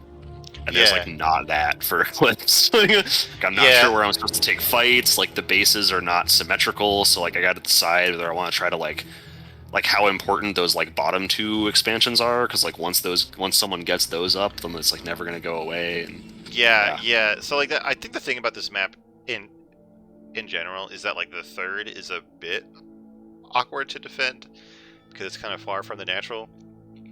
Yeah. And then like the preceding bases after the third are even harder to take and hold because like they're kind of far away and like or out in the open. But like I really like to try to focus on the bottom right bases because like if you get both of them, you kind of like you get 2 bases obviously, and like they're really easy to defend with like reavers or something on the ramp. Yeah. And then like it's much easier for the Protoss to kill like the Zerg expansions in the top left of the map because they're so open. Yeah. That checks out. Yeah. So in the game that we're actually watching here, we got a gate expand coming up versus Overpool for Vermin. Vermin's gonna go ahead and make those 6 lings, so we'll see how aggressive Max wants to be with this first Zealot. Is walking out on the map with it, so at least non-zero aggressive. I have seen some Protosses, I feel like if they see Overpool with their gate expand, they're just like, no, I'm staying home. But, yeah, like that. I've been doing Forge Expand lately just because I took a break and I'm super rusty. But like when I was doing Gate Expand, like I was basically told if they make more than 4 links, just don't bother. Like try to attack. Like just chill. Nobody told Max that. Yeah, nobody told Max, and nobody told the links either because this Zealot just ran past everything. Nobody told him his Zealot is coming in hot. We got the lings just running by, and the wall's plugged at home. So this Zealot's got, got some time to go be annoying at the very least. And there's a probe here to there's a probe. Boost that damage. Yeah. Ooh, gets a drone. Gets a drone. That's worth. Yeah. A drone and 2 lings right there. Yeah, and drone in 3 lings even. Nice. That's easy. Actually got your money's worth out of the Zealot, which is kind of hard to do this early in the game. I mean, you get you get value if you kill a drone, but like actually trading for more minerals than the Zealot cost is surprisingly rare. Zealots are expensive. And getting the Forge up, it looked like the Forge went down after the Nexus. I can't really eyeball that. I think so, yeah, because like this cannon is going to finish like the same time as the Nexus, I think. Well, yeah, I mean, it looks like Max is going to be totally safe. Got cannon, got the zealots plugging the wall. I don't know how Protoss walls work, but this one, I would not A-click this one. Yeah. It doesn't look like it's permeable to lings. Yeah. I'm not sure if we need 2 zealots at the top. Yeah. I think it changes depending on where you build the pylon. Yeah, but with only 6 lings, yeah, but yeah, certainly not going to be enough anyway. So, Vermin's going for a lair. So what's the... Usually I think it's like the layer timing versus the core timing is usually what I want to look at, right? To make sure that this Spire is going to be on time if Vermin does indeed go for the Spire to block the Corsair. But, yeah, going into some pretty normal ZVP stuff. I guess the next big decision is going to be whether Max goes for a Stargate or a Citadel. It looks like a Stargate just went down. Yeah, So, I feel like it's so risky to skip the Stargate. Like, I think it's completely fine to just get 1 Corsair and use it to scout and like maybe get 1 free Overlord. I think that's fine, but like skipping it entirely is like you're just gambling that they don't go for Spire. yeah, it's tough to pull off. And meanwhile, gonna see... I don't see a Spire yet for Vermin, so if the Spire's not down by now, it might be best to just plop down the Hydra Den, because, yeah, I mean, at this point, the Spire can't be on time for this Corsair and might lose a lot of Overlords. Of course, Vermin's got to deal with these Zealots as well. Got Lings in the middle of the map, so that requires some micro. I think that looks like enough Lings to eat those Zealots, especially with speed. It looks like control group, yeah. Yeah. Alright, here we go. Oh, there's 1 Zealot. Gets surrounded, but then the Lings back off. Wants to wait for more Lings. These Zealots are not scared. Like, they're not scared for anything. No, dude. Max's Zealots, they don't afraid of anything, including control group of Zerglings. But, I mean, that trade's good for Zerg. Did make, I think, a bit more in Lings than they needed to, but bad news for Zerg is there's nothing that shoots up. There's a Corsair on the way. I mean, Hydra Den builds fast, but not that fast. Spire just going down now. Oh yeah, that's gonna be brutal. We're gonna have like 4 dead Overlords. Oh, but there's nothing in the wall though. Brutal too. Oh no. Gets the cannon. There's only 1. Oh my god, now there's just like 2 Lings here. Corsairs don't shoot down. Yeah, Corsairs do not shoot down. Probes. Oh my god, probes do though. Probes do. Wow. Oh man, that's brutal. Probes are insane, man. Why does Zerg get the Zerg gets the worst worker? Well, you can like moving shot with it around though. Yeah, only if you're good. True. Come on, man. Yeah. Do I look like I can moving shot a worker? Alright, so... Okay, but so, I mean, Zerg is gonna lose some Overlords, but Hydra Den's up. Probably a couple Hydras are making, so probably gonna stem the bleeding. On the flip side, Protoss, got their heart rate increased a bit. Yeah, with that lost the cannon. Lost the Zealots, so there's no like Zealot push coming in soon, but otherwise going into probably a reasonably normal mid-game here. I think the supply block's starting to really hurt Zerg, but getting all the hatcheries up, getting the Hydra upgrades, and not too shabby on drones. 29 drones, pretty decent. So yeah. One of those cases where now it's time to try to reset yourself back to normal, even though there's been crazy stuff going on in the game that could be really hard. Yeah, try to merge back into the normal timeline here. Get a normal looking build, and it seems like Max is getting into that, reading. Yeah, the Templar Archives. Templar, we're trying to rebuild our Zealot army. Zerg is I think I saw an Evo Chamber. Yeah, we're getting the range attack boost here. Tempted Cohort of Spire. Yeah. Haven't made any Scourge out of it, but that's fine though. Sometimes you just gotta scare the Protoss a little bit. Exactly. Spire. We're seeing 1 DT here, which I always like. That is the optimal number of DTs, in my opinion. Yeah. 1 DT. The only other thing that sometimes I think gets lost in a mixed up game is the robo timing. I know for Protoss, it's something that's part of your normal cadence, and if your normal cadence gets all thrown off. But lurker aspect is not on the way yet, so I won't need that for a little bit. it's one of those things like you just forget the robo. It's like a game Yeah, over. right. Like, you know, you can forget it for a little while, but then there's eventually a point where it's like 15 minutes in and there's lurkers at your door, and you're like, oh no. We're in trouble. But yeah, so we'll see. I think I guess Zerg's probably wanting to take a third soon, but not that many drones still. Need like another big drone round. This DT is not gonna do it. Denied. Nope, it's gonna walk in, die. rough day to be a Dark Templar. I just finished the Brood War campaign a couple days ago. Oh, yeah. Dark Templar. They really get the shaft from Kerrigan, yeah. I gotta say. Yeah, I mean, pretty much like everyone has a bad time in the Brood War campaign except for Kerrigan. Except for Kerrigan. Yeah. It's pretty good to be Kerrigan. Zerg's making a lot of Hydras. So, I mean, another option is could just stay on these 3 bases, make many Hydralisk, and then go see how good at Storms Protoss is, right? Like, yeah. You know, like make him. I think with professional level play, you probably can't win there, but these are tier 1 games, right? So I mean, Yeah, there's still some room to make your opponent prove they got it, you know. Yeah, but we were talking about that robo, and it just started at like 10.5 minutes into this game, and lurker aspect is about to finish. So we are going to have a window of time where Zerg can set up a contain if they want, which seems to be what they're aiming to do here. Or taking position outside of this natural. Might see the Protoss try to fight that before the lurkers can be set up. Lurkers are down, yeah. Zealots fighting isolated from the High Templar. That's pretty big rough. Storms. Ooh, man, those are some juicy storms. Yeah. Yeah. So the answer to how good were your opponent's storms? Like, not bad.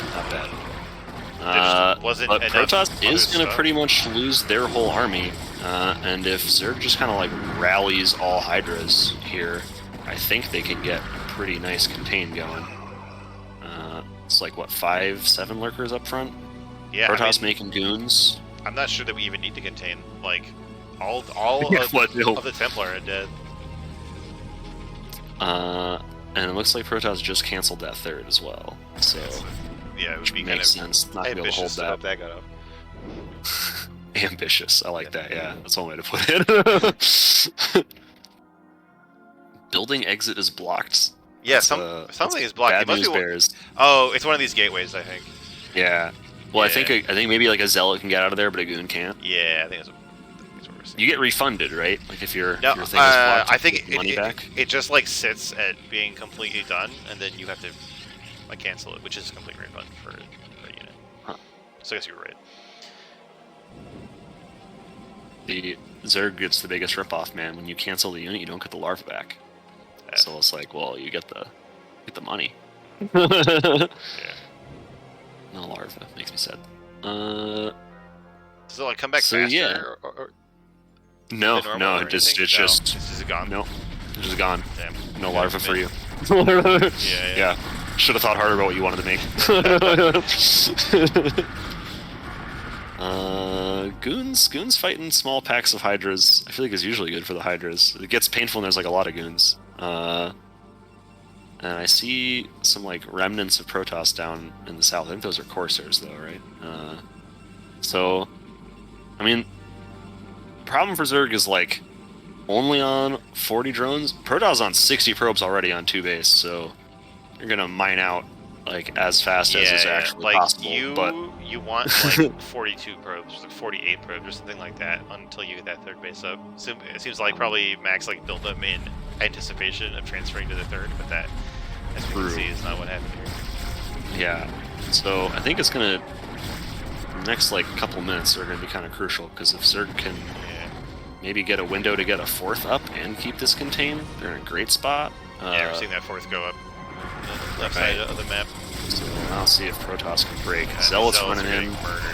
Yeah. The goons are just hanging out in the back. Oh my god. Lazy goons. Yeah. They're on smoke break. Oh my god. Oh no, that's really bad. Yeah, now with no zealot buffer, it's harder for these goons to get up in on the Hydras. I can't check myself. What's the upgrades at? I think the Hydras are at +1. It looks like maybe, and 1-1 1-1 versus 1-0. 1-1 versus Yeah. 1-0. Not too bad, but I think +2's gonna finish shortly for the Protoss, and +2 for the Zerg is still a little bit away, so Yeah. Observer. a little tough. 1 HP. I feel like the observers are bait, man. Yeah. Just like, let's move them up. Like, ooh, come on, you know you want this. Zerg still hasn't found the droning window. Throwing down a Queen's Nest could be going into Hive. And Hive with like cracklings is really scary when you got to contain like this, because they can just buffer for like all of eternity for the lurkers, but still only 38 drones. Yeah, I mean, I think it doesn't really matter what Zerg builds, like when it's 4 bases to 2. Right. Just bleeding for us units off here. Like, oh my god, these Zealots are just getting shredded alive. Like, we're seeing like some good storms, but it's just not enough, I think. Well, that storm might have been enough, but that was pretty good. Another Sphinx is blocked. Building layouts are hard, man. But so now, I mean, it looks like Protoss might have just enough to get out here and get on the map. No, or maybe just still, not quite enough. Like, there's still more lurkers. Oh yeah, there's more lurkers back there. We have a huge wave of reinforcements coming. Like, this is so sad. This is like, I hate being in this position as Protoss, because like each time you move out, like it starts to look nice. It feels good. And then like and then like you run out of energy and the reinforcements show up, and it's like, oh my god. I think the main is mined out for Maxa as well. Is that a sneaky probe I see? Probe gonna sneak down? Oh yeah. How did that happen? Must have gone by hook or by crook. Yeah. Just go get you a base.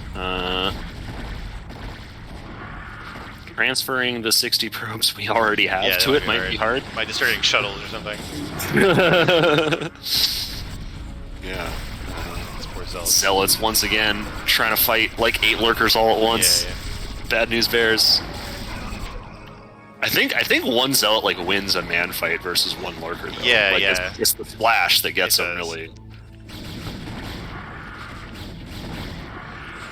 Oh, see now my sympathy is shifted in that if Zerg loses this because they just never find the space down here, I'm like Protoss scum. Like the only race I guess just like sneak out one worker and be like, nope, remain a whole base. Yeah, 12 cannons and some gateways there. We're good.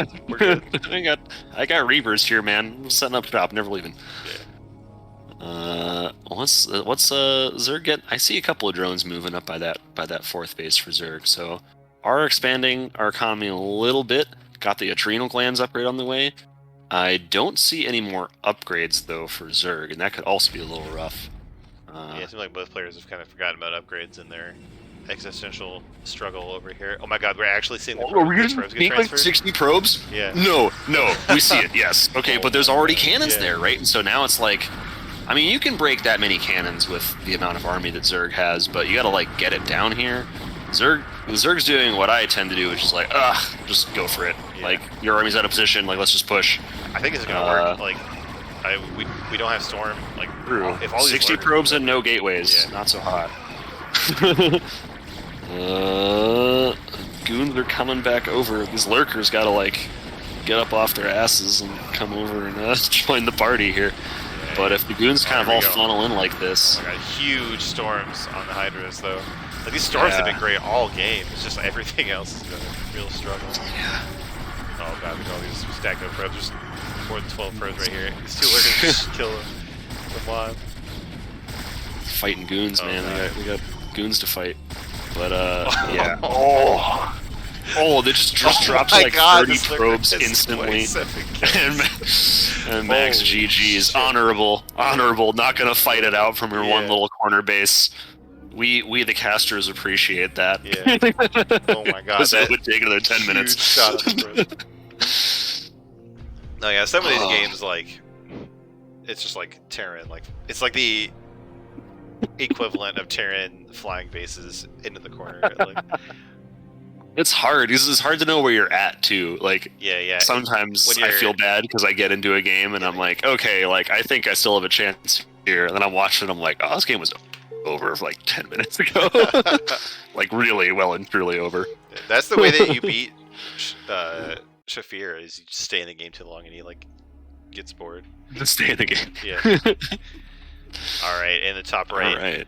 winning last game with some epic lurker spines. It's Vermin in the olive green Zerg, and in the bottom right in the peach Protoss, it's Max. Fighting So, Spirit. as we were discussing Fighting Spirit, it seems like a map where it's going to be harder to like contain Protoss forever on 2 base, right?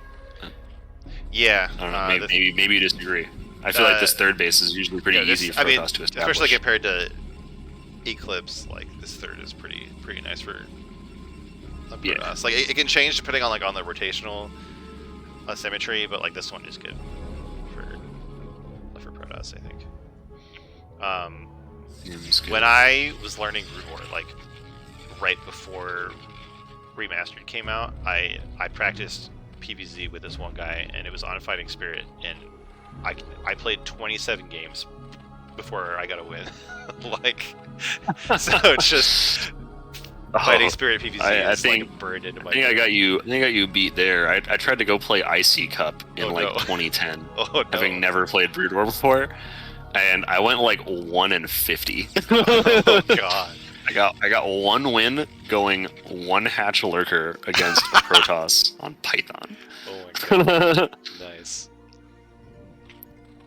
Python was still like the favorite. That was like the only map you could find it for like D- IC Cup. Dude, Python. Fuck Python.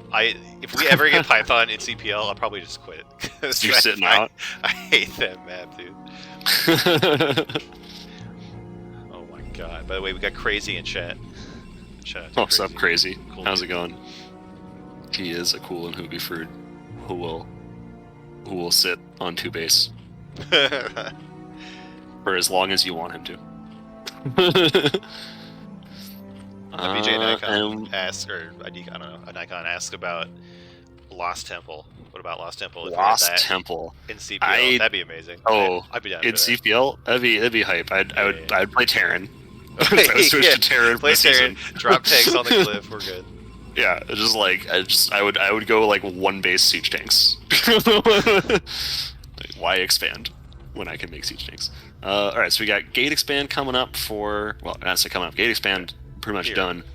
Looks like not going to be as ballsy with the first zealot maybe this time around. I don't see it. Oh, there it is. Okay. Right I'm gonna go forge before the Nexus. So that means that I guess that would indicate that you're pretty worried about these early lanes, right? Yeah, but I think like you actually don't have to be. Like you just hold the ramp and then get like 2 or 3 zealots and then you can kill the links with some micro. But like this is one of the things that is really hard about Gateway Expand and why I've been doing Forge lately. Like even if it's not optimal, it's so much easier.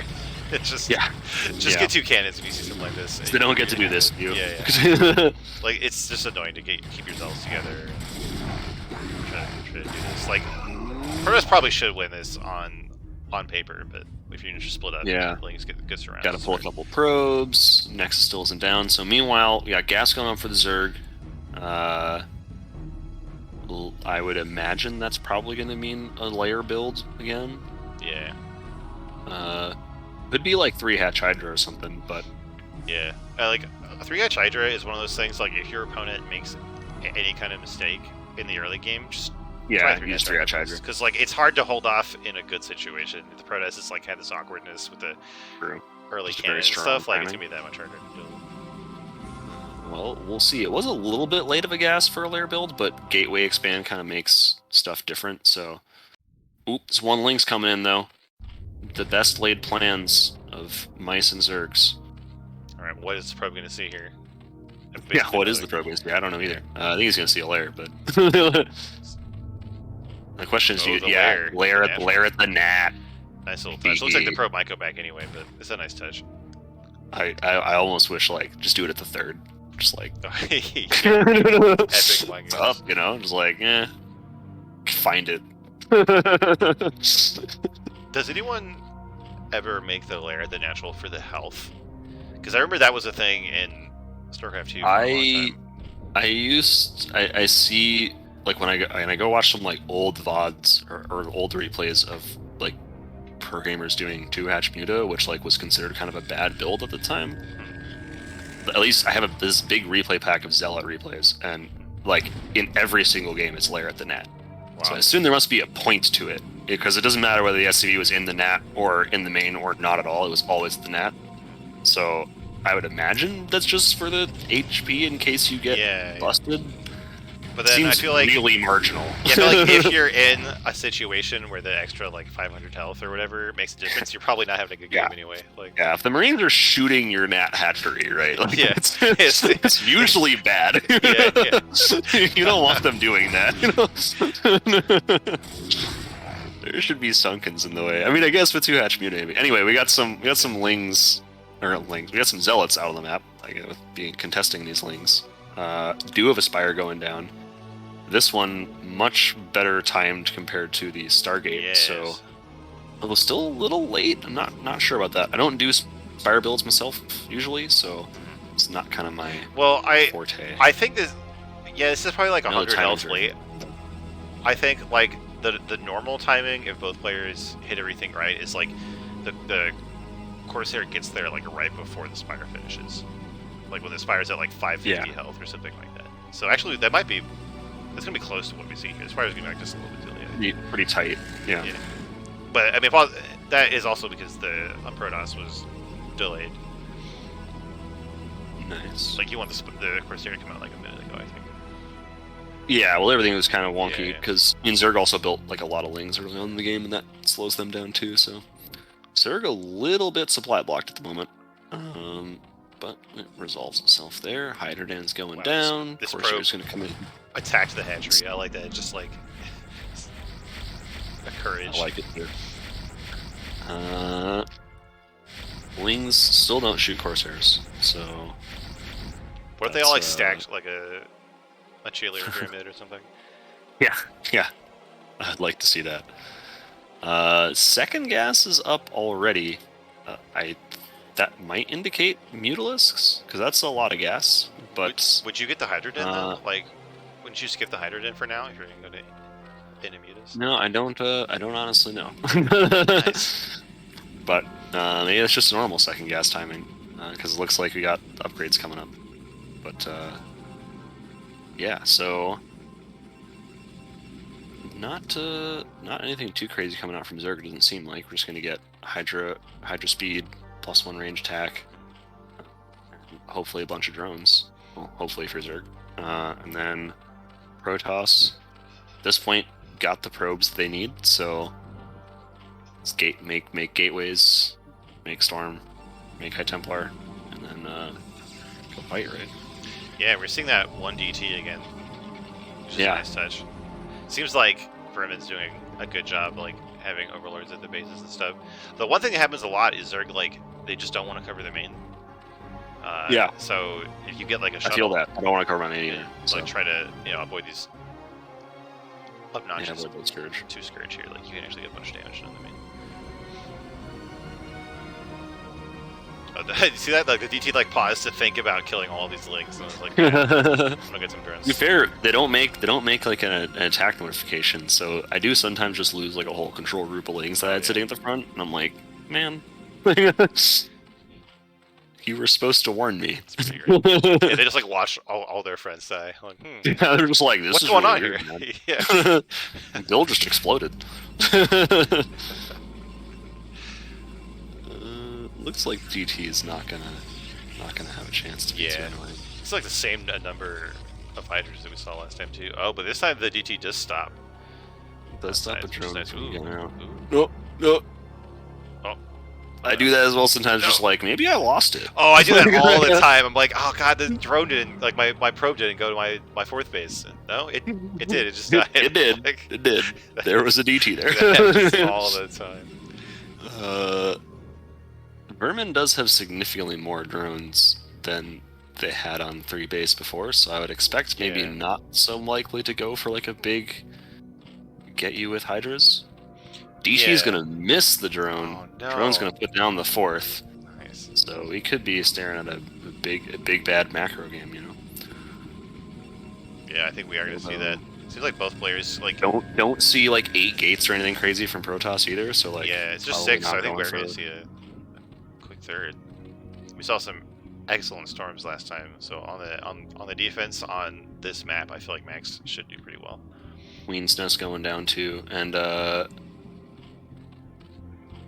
yeah. So I don't know if we have lurker aspects. I wasn't watching. I have not seen enough. it, but I Yeah, I didn't see it either. That's my one worry, I think, for Zerg is like, there comes a point when Protoss has a lot of storms when it's like, well, if you feel good as Zerg, you're like, I got like 5 control groups of Hydras, and it's like, yeah, but Protoss has like 4 full energy High Templar right now. Like, dodging storms with Hydras is hard. If the Protoss has the multitask to put them down, it is pretty tough to get them down. Oh, but they're going in right now. Maybe you could pick them off. Looks like High Templar managed to escape. That is one of the things you can do if you're on mass Hydra, is just snipe the Templar. Just be good. Oh my god, I hate that so much. It's the worst feeling in the world. I'm like trying to cast Storm before they die, but I accidentally like box select a Templar and a Zealous. You can't cast anything, and you just watch them die. God, I hate that. There's also like a little bit of like a cast point to Storm, right? Like it's not. Yeah. There's like a bit of time, and then like if they're like 1 pixel out of range, they have to like speed up and then slow down. It's like, oh my god, where's? Oh, by the way, it seems like that base got killed by the GT, I guess. Yeah, or maybe canceled. I'm not sure. It looks like Vermin knows what's up at this point, sending some Hydras over here to execute this DT. But, yeah, DT just takes it. And he's gonna die for his crimes, but you know he understands. Oh, wow. So many Hydras trying to get up this ramp. The Templar. This I don't know about, man. Oh no! All storms.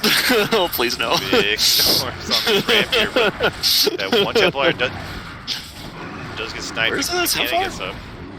Hanging out back here. Oh, the one with the one with the mana got sniped. So we have this one trying to charge up again. But just like 4 Hydras on a ramp. Oh no! Best math. I forgot I was. Get out of here, man. Yeah. Holy shit! There we go. Another big storm. Yeah, and this third is up. Yeah, that I don't think you can. Oh my god, big storm. Other clumps of Hydras. I think Zerg actually just needs to like not despair. Like it. Yeah. Sometimes feels like when you lose your third, you're just like, oh my god, I just gotta go now, and like. I mean, if you just make like all drones here, like as Zerg, it's like it's fine. Protoss isn't attacking you.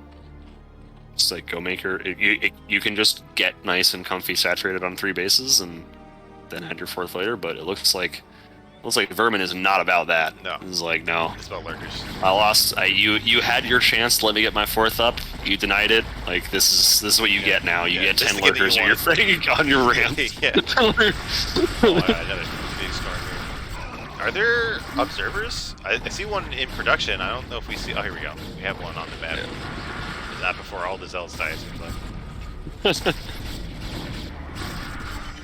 Adrenal coming up as well for Vermin. I mean, the big difference here is that containing Protoss here, you're containing them on 3 bases, and it's not even really a total contain because they can run like Zealots out the side. So like. I don't know. I mean, investing a ton here in all these Hydras, Protoss doesn't have to leave, or they can just sit here. It's hard for you to get across the map, or across the ramp, sorry, when they have this many High Templar available. So, I don't know. We'll see. Getting Consume. Okay, yeah. I mean, there are a lot of goons out right now, so Consume and getting some lanes. These defilers are going to be really big, I think. Yeah. Like, obviously they go so well with lurkers because like goons are the only thing that can deal with lurkers for a long time. Yes. Dark Form just removes goons from the game. Yep. Yeah, I just don't know. I feel like it's going to be a bit late. Like Protoss is almost maxed. Oh yeah. Wow. I didn't notice.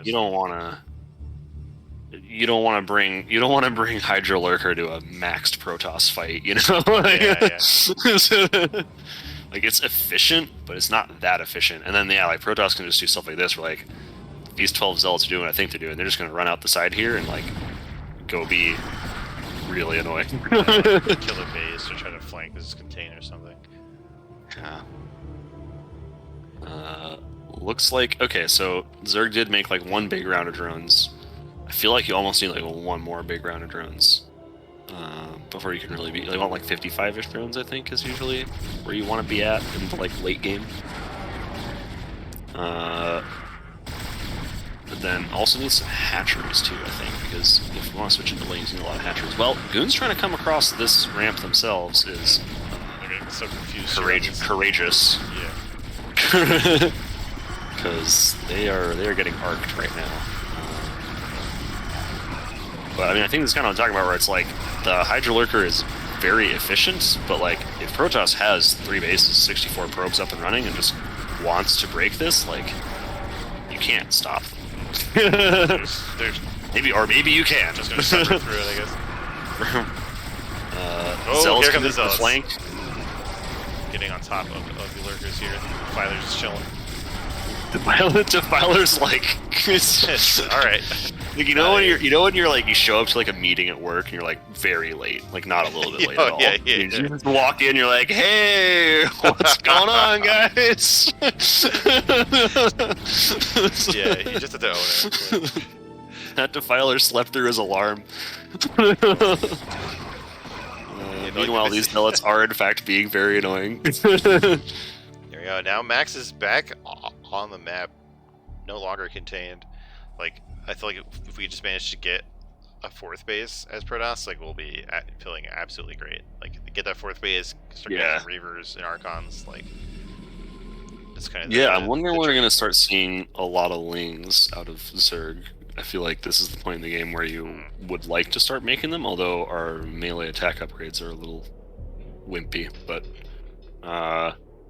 when Protoss has like this many Dragoons, right? It's like Lings are nice to have. Yeah, especially when we already have the Defilers too. Like, make them get the Archons and the Reavers and stuff. Yeah, I mean, I see a lot of people get stuck on Hydra and Hydra Lurker for like all game, but I feel like in like the purest sense of ZVP, like they're really mid game units. Like you really want to get to this hive tech with like Defiler crackling. Like well, I feel like there's like an amount of goons at some point, at which point you can't just do the Wing Lurker. Ooh, got the ketchup on him though. That's pretty good. Yeah, spicy ketchup. The spiciest. Just one dark the swarm. old Dark Swarm for one Zergling. Like, that's right. You had to eat like 3 links to do it, but you know, it's about the principle. Ooh, and I think that Vermin's rallies are too far out, which is really annoying to reset at this point because you probably don't have enough hotkeys for all your hatcheries. So, yeah, I mean, at this point it's like Pro has 100 supply up. Oh yeah. I just don't know.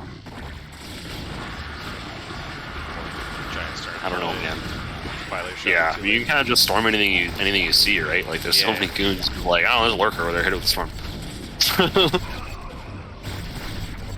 Just decided to take a team huddle here before they go into the natural. Yep. 1, 2, 3, break. Go get them.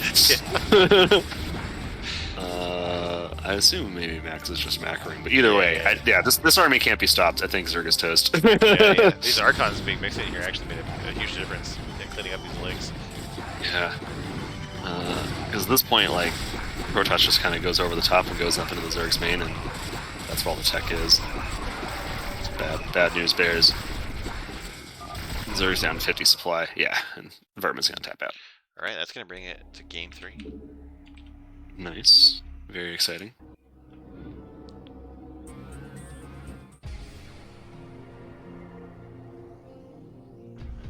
So the game 3 is going to be on Ascension, right? Yeah. So, ooh, I saw that. Saw that. All right. Let's get into this game. I was about to say, like, I feel like the Hydra Lurker thing can be fun on Ascension. I've tried to play this map. It's a bit weird, but let's see what's up. All right, here in the top middle of Ascension is the green Protoss Max, and at the bottom right, the purple Zerg Vermin. So Ascension. It's I've played a couple ZVPs on here. I I played some like macro ZVPs. I feel like if you are good at army positioning, the Hydra Lurker thing should be fun to do. I kind of just got wrecked by like trying to walk up high grounds a lot, but if you can be on the high ground instead of walking up the high ground. Yeah, like I'm just like Gotta trying be to good. think about trying to attack this natural with the like funky little small thing that I can't see right now. Like, you know, like if you go this way, like you're going into this big arc, and like this way you're a tiny little choke. Like, it seems like it could be gross trying to attack here. Yeah. But Vermin is not making an overlord. No. What could they be doing? We're gonna see a 9 pull here. 9. All right, I like it. We did see some awkwardness in the last game with dealing with link pressure with this gateway first. Yes. And this is one of the I think actually in the first game as well, pretty delayed pressure, but was also yeah. Like this is why I've been like a big gateway fan for a long time, and then I went back to Forge, and like I said, it's so much easier. All you do is like, oh, I see 6 links. All right, make 2 cannons. We're good. Like I don't have to panic about microing and like trying to get probes to fight along with my zealous. Like nah, just make 2 buildings. Yeah, it is going to be 9 pool speed, which I mean, is all in the sense that you gotta do some damage. There's some fun, cute little transitions out of it. Like if you have to at least kill their nat though. I feel like. Yeah. If Protoss is on 2 base and you are on 1, like it's bad. Definitely. See though, got 3 lings making, gonna make ling speed. So probably not 1/2 lurker. Yeah. Probe went the wrong direction. All right, well let's see here how these lings do. Probe's gonna get a rude surprise. Walks in here and sees 6 Zerglings, and they're not even gonna stop. They're like, yeah, buddy, what of it? It is what you think it is. This is really tight. Choke. Call the blind. It should be like just a 2 units in here. See, Protoss walls I know a lot better. Terran walls I have no idea. It's a complete mystery. Alright. The problem is that we need to be able to deal with these lings as they kill the gateway. And this one zealot is too far forward. It gets like 5 lings hitting it. This probe is not helping out. No. 3 lings hitting it, still good enough, I think, for a good trade, right? Yeah. And so now we got 3 lings getting in. And they're more on the way. Looks like yes. It'd be hard to do. Like these probes have to buy so much time. Like I swear, like cannons have a hidden debuff where like if there's a Zerg unit nearby, they just build slower. Like they build slower. Yeah. Like it does feel like that sometimes. The zealot's out. Yeah. Just immediately get surrounded. Nothing to do with it. The probes, like God, I hate this. They just you try to like move them. They're like, I'm gonna go over here instead. And hang out. And they're pros, man. I don't want to A-move. Yeah. Yeah. Savage. All right. Vermin deciding that that they know where their strengths lie here. Exactly. I mean, that makes a lot of sense. Like we saw the Protoss was struggling to deal with it, and like it's a new map.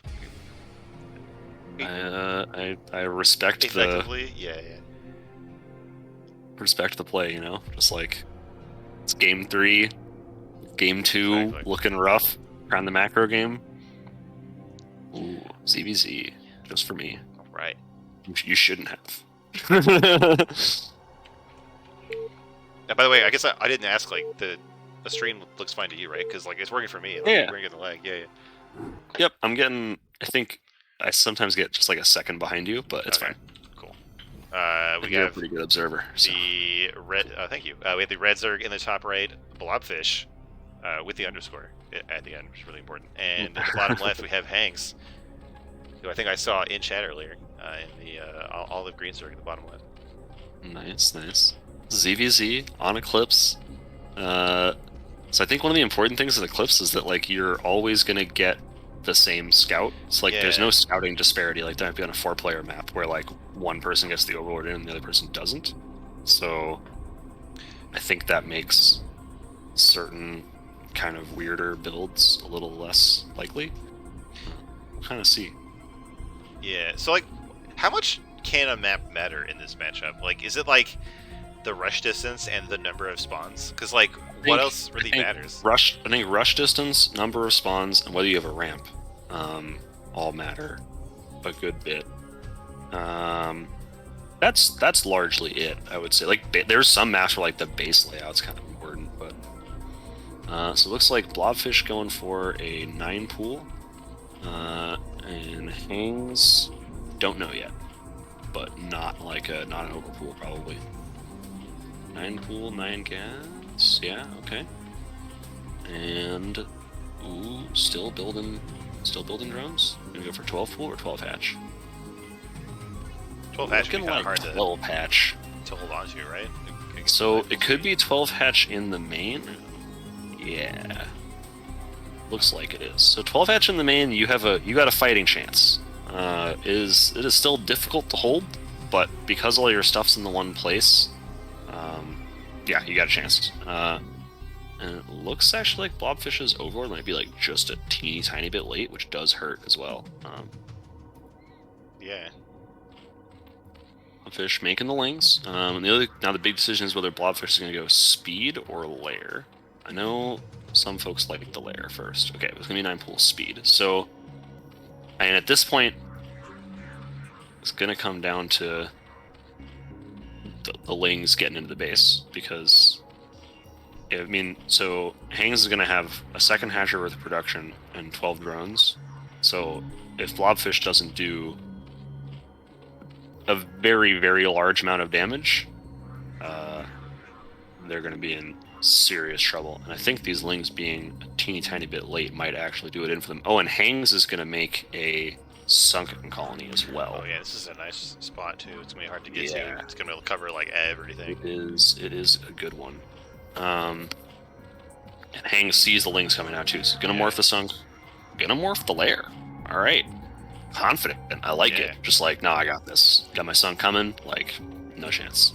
And making some drones. Making some lings. Sunk finishes. Yeah, and I think at this point it's pretty rough for the 9 pool player.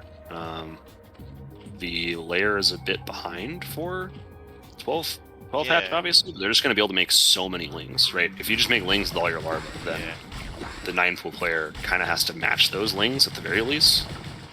The gas, though, may be vulnerable. Maybe if you tackle like from up here, but it's gonna be hard to do. Then we have these lings trying to kill each other. Blobfish getting like really good trades here, actually, but there's just more lings and the sunken for Hangs. Yeah, I think it's really hard to play this position as 9 pool, because you've got, like, if you trade lings, you have to trade 2 lings for 1 to be even, right? Because like they just have double the larvae you do. Gonna sneak like 3 drones. I like that. You're behind. Yeah, that's nice. Can't match your opponent's link count anymore, so maybe just make a bunch of drones. See if they don't see it. I like that. Spire is already. Still no ling speed for Hangs. I'm kind of surprised. I feel like usually, if it were me, I like to go ling speed when I see this instead of the Spire, and then just try to kill them before they can get the Spire. Just try to bust them with the overwhelming ling numbers. It seems that Hangs prefers to try to make a longer game out of it, which, I mean, they have a bunch of drones, and then so, Hangs now in a spot where they know they've got the Overlord in their opponent's base. They can see what's going on. Well, they could until they moved it when they saw the Spire go down. But like, they know what their opponent's doing. They know that they haven't made more lings. So Hangs can just make a bunch of drones now and get really nice and comfy. And does have that ling speed coming as well.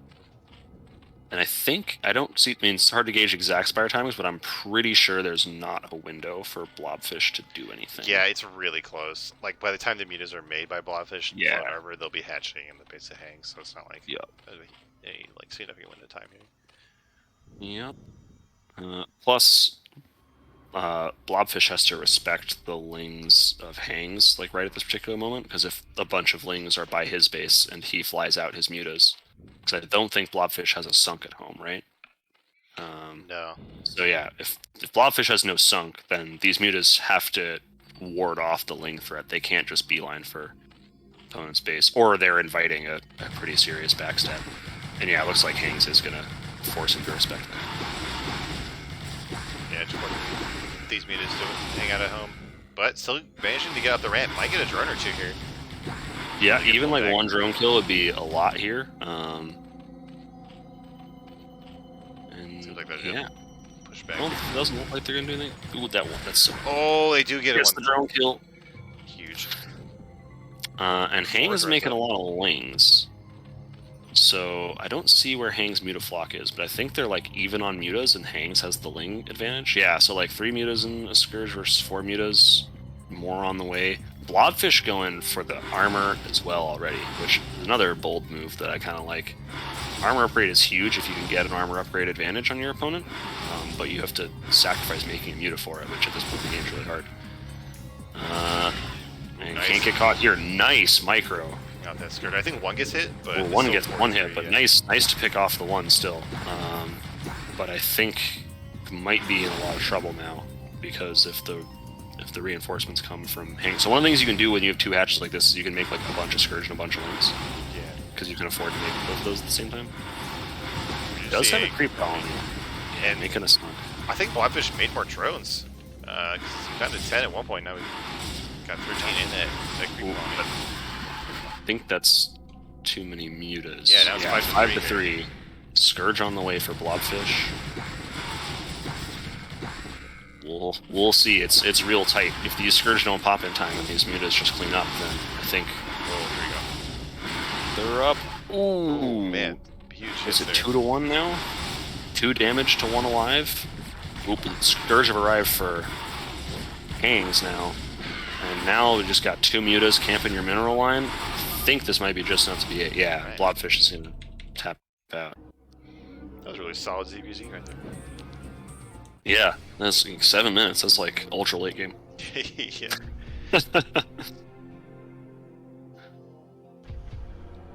Ooh, make it real ultra late game.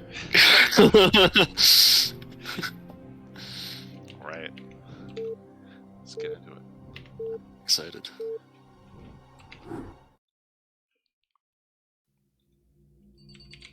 Alright, in the top right of Fighting Spirit, it's the purple Zerg Hangs fighting for the DestrucToads. In the top left, it's the orange Zerg Blobfish fighting for Pacific Fire.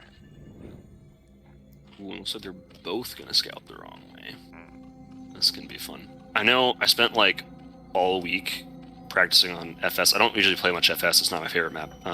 But I usually practice a lot on Polypoid. And you send your Overlord in a different direction on Polypoid than you do on FS. And they look pretty similar when you spawn. And so like I actually saw Hang's Overlord like turned around initially, and I'm like, yeah, I did that too. It was like wait, no. The general consensus is you want to send it in the direction that would show you the nap earliest, because you can like see a 12 hatch building and that's earlier information. Yeah. But there's a bit of metagaming to be done of like if you send it in the wrong direction for certain builds that can help you. Like if you're going for a 12 hatch and you want to know whether you're going to get scouted first, you can like scout the wrong direction, quote unquote wrong. Yeah. And then so like, you'll see their Overlord and yeah. you'll know that I'm going to get scouted. Or fun stuff like that. Looks like Blobfish. Okay, Blobfish got the Overlord on the way. Hangs is gonna go for a 9 pool. Is it the other way around last game? Only problem mirror matchups. I forget who did what. Yeah, Hangs was the one in the bottom left last time who went for the 12 hatch. So right. So okay, let's get a little bit of a flip flop here. It looks like Blobfish is gonna go for the 12 pool. I think it was 12 pool, and usually 12 pool is pretty good against 9 pool. Well, this is where like I'm gonna channel Hawk and say that's like it's supposed to be good if you're good at doing it. Like it's an advantage, but like you have to actually like know how to do the micro. So we'll see if Blobfish knows how to do the micro. Because there's going to be this little tense moment in a minute. Well, assuming that Hanks goes speed, she might not. Oh yeah, Hanks does go speed. So it's this little tense moment where the Lings for 9 pool arrive early, and then the 12 pool Lings show up, and you need to bring some drones. Usually, I think it's supposed to be like 2 drones to your natural, and like ward off the 9 poolings, because the 9 poolings will get speed before yours do, of course, or 9 pool speedlings will get speed before yours do.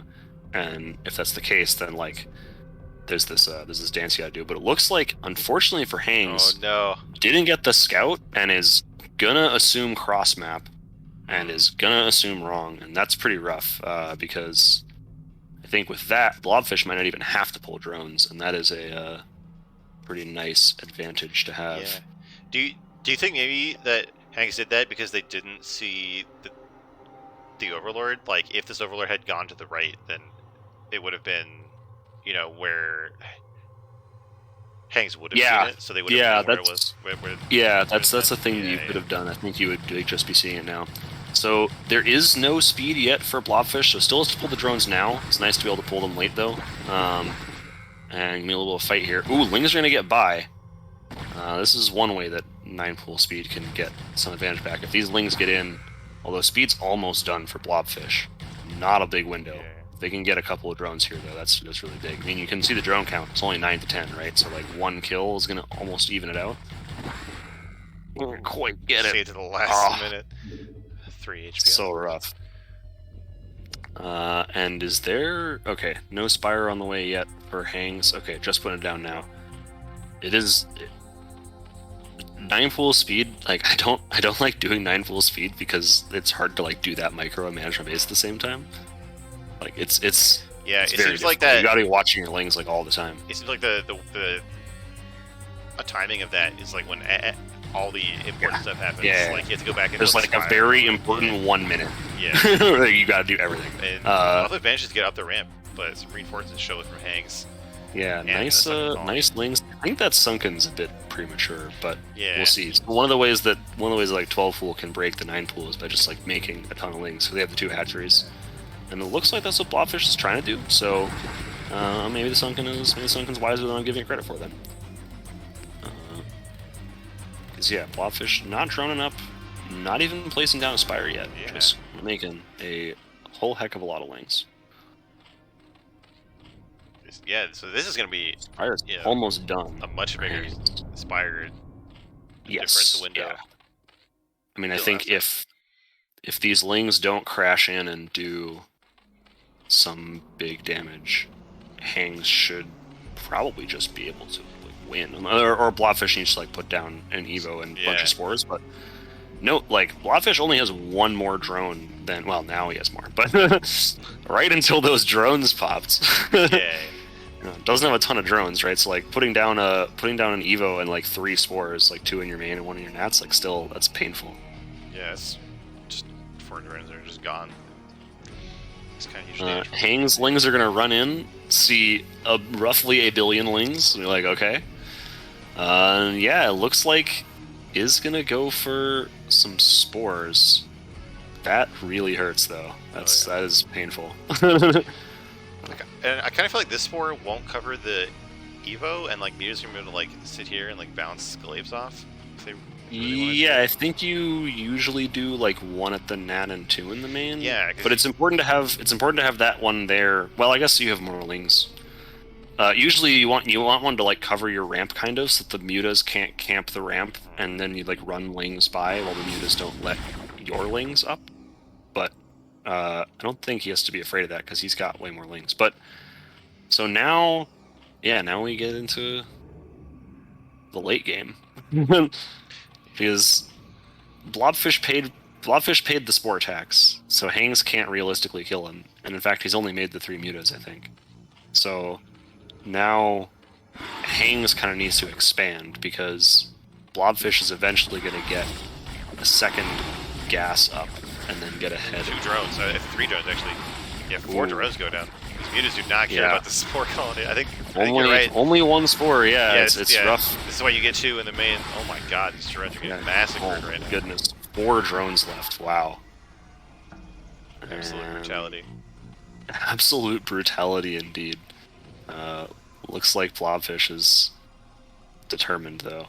Gonna make some more drones. Blobfish does have a ton of Lings. This is the thing, like with these mutas out on the map like this, if Blobfish just like box A-clicks these lings, it is going to be pretty hard for Hangs to deal with. He's not going with all the lings though. He's keeping some. Not going with all of them in reserve. That is kind of rough. Probably going to force a cancel on this hatchery. Cancel. Cancel! There we go. Save that much. Got the cancel. Making me sweat here. Yeah, so now you kind of have, well, now the lings are dead though, so the threat is less than it was. The threat of the lings is almost better than the lings, if that makes sense, right? Yeah, like them being on the map means the mutas have to stay home, but if they actually go fight, they'll die. But yeah, but Blobfish has now evened it up. Where is Hang's third hatch? It's making a hatch, but here in his natural, or in his main rather. He's just decided I don't want to worry about trying to defend two places at once. That's a little rough. Yeah. Still only have this one, and then yeah, like you said, he's just gonna go for just go harass this Evo chamber. Maybe no, not worth the APM. Probably I wouldn't either. Oh, there we go. Gonna get some lings up in, and try to fight lings and mutas versus only lings. But I don't think Hangs has enough lings to pull off that maneuver. Well, maybe with enough dancing. Yeah, but a lot of time, and there's no sunk here, so if these lings go down, it's just the lings from Hangs are gonna just wipe out this mineral line. But no, Blobfish only has Blobfish has 15 drones now, and a second gas made. Yeah, there's a bunch of drones here. Yeah. So now the onus is back on Hangs to figure out some way to establish his own second gas. Because like this muta trade is like good right now, even if it's like a mediocre muta trade, because Blobfish is soon gonna be able to produce double the mutas. You need like 5 drones on minerals and 3 drones on gas to produce mutas out of one hatchery. So Blobfish is 1 drone away from being able to make like all mutas all the time. Yeah, that would be a big problem for Hangs here. That would indeed be a big problem. Hangs, I think, still has the muta lead for now, though. 7 mutas to, I think, only 2? I think there were some in the mains. No, I guess not. There? No. Maybe. No. Gonna come in. More drones go down there. Pick off some drones. Nice micro. You don't have to run from this. Yeah, I know. It's like you don't have to run from that. That's only 3 mutas. Just kill them. Turn around. Evening up that drone count a bit. Some of these mutas from Hangs are really low, though. So you can kind of see the problem, right? Like, Hangs has this second hatchery, but can't do anything with it that's any good, because they can't afford to make mutas out of it, because only the 1 gas, and they don't have enough drones themselves to make anything else. So there's a risk here that, like, slowly but surely Blobfish is just going to like mine more gas and eventually get high enough in the muta count that Hangs cannot catch them. Also going for the armor. I think Blobfish did that the last game too, get that really early armor. It's another nice way to, like, I don't know, really put the thumb screws on your opponent, like time pressure wise. Be like, okay, there's an expiration date on your air superiority here. So yeah, Hangs, I think, is in dire need of another gas. Seeing a bunch of Scourge here and a drone. I like the drone. Scourge though, like, the more, oh wow, there's a ton of mutas for Hangs though. So maybe it's intended as like a killing blow here. Yeah, try to dive on the spore. You just show up here. Fighting the spore is so hard. It does so much damage. Yeah, this spore is shooting through these mutas. Spores do a ton of damage. Yeah, now it's the same count here for both sides, but the mutas from a Blobfish are much healthier. Yeah, mutas from Blobfish are healthier. They're gonna have +1 armor soon-ish, and still has that second gas. So at this point, doesn't quite have the economy to like really utilize it. But I see how good this cloning pretty good is last game, I think. Discretion's the better part of valor. Blobfish gonna make some Scourge of his own. Oh yeah. Now Hangs is pulling ahead in the drone count, but that's a lot of Scourge. Now it's time for Scourge to fight Scourge. The dumbest thing in Brood War. Scourge fighting other Scourge. Ooh, trying to camp the eggs here, but I think it's just going to be Scourge coming out. So. Yeah. Hangs is supply blocked right now. Oh my god. Oh no! Oh god. No. That is yeah, Hangs is not brutal indeed. Yeah, Hangs is no longer supply blocked. Blobfish doesn't have that many mutas. Yeah. Now, after all that, it sounded 2 versus 1 muta. 2 to 1. No spore though. No spore, yeah. Well, just gonna throw down the creep. Like, yeah, just hit this instead. There's so many Scourge! So many Scourge! Oh my god. Hit the Overlords. Just take out the Overlords. Yeah, at some point it's actually good. Just you just take out all the Overlords. They're supply blocked forever. What are they gonna do? What are they even gonna make? A bunch of links here for Hangs. I guess not that many actually. We do have these mutas and the links, and once again a drone count has been it's just brutalized. Yeah. 10 drones apiece. Got an Evo going up. Oh man. We do have a third hatchery though here at the natural. Yep. But I think might have to get canceled really quick here. There's many more links here on the ground. Just gonna face tank that one Scourge. Like, all right, you have one Scourge. I'm good. This hatchery must survive for Hangs, I feel like. Well, killing all your opponent's lings is pretty good. Killing their Scourge via Spore Colony is not bad either. It built under the Scourge. That is one way to do it. No defenses at home, really, for these lings that are coming for Blobfish? Yeah. Yep, they're just gonna start chip away at this hatchery. They'll get it eventually. There we go. Only 2 of them. Oh, no. 4 lings here. This is starting to deal some serious damage. We have 2 going into the main. There's not even that many mining anymore. There's 2 going into the main to find 3 drones. Like, wait. Man, this is hectic. Oh my god, there's so many. Now Hangs. Yeah. Someone queue Ride of the Valkyries, please, for these Scourge. But like, there's something, I don't know. Even if they connect though, it's like, okay. Yeah. like the mutas are gone now, but like, oh man. So many. Yeah, like we need like some kind of follow up. We have more. Scourge. The follow up is more Scourge. All right, here we go. Follow up is so many Scourge. I think we must have missed a hit here. Yeah, some must have hit already. Yeah. Take out the Overlord. Take out the Overlord. Yeah.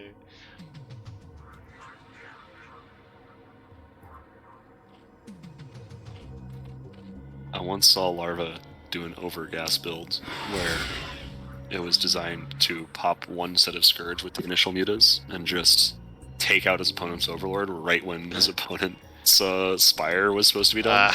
That's amazing. Just like the critical supply block, I was like, that's the sickest thing I've ever seen. Wow. Scourge versus mutas. The mutas should win. Yeah. But it requires micro. More Scourge. More Scourge. Okay. More Scourge. Thanks for getting 1 muta, just so that when they finally do get to send a message. Yeah. To send. Can't let your Scourge connect on that Overlord though, because it'll eat like 5 Scourge. So Lings here. But yeah, so the Lings are in. Lings get the Spore, and now the Scourge can come in and fight with the Lings. Scourge Ling is legit. Blobfish droning back up has now established a high water mark of 15 drones. Gonna be saturating both gases in a minute, and that's gonna once again put his opponent on the clock.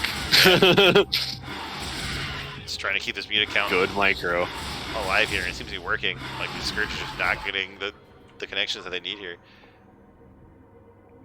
It's pretty hard if your opponent is able to just watch the mutas to hit them with Scourge. Oh, there we go. Scourge are so dumb.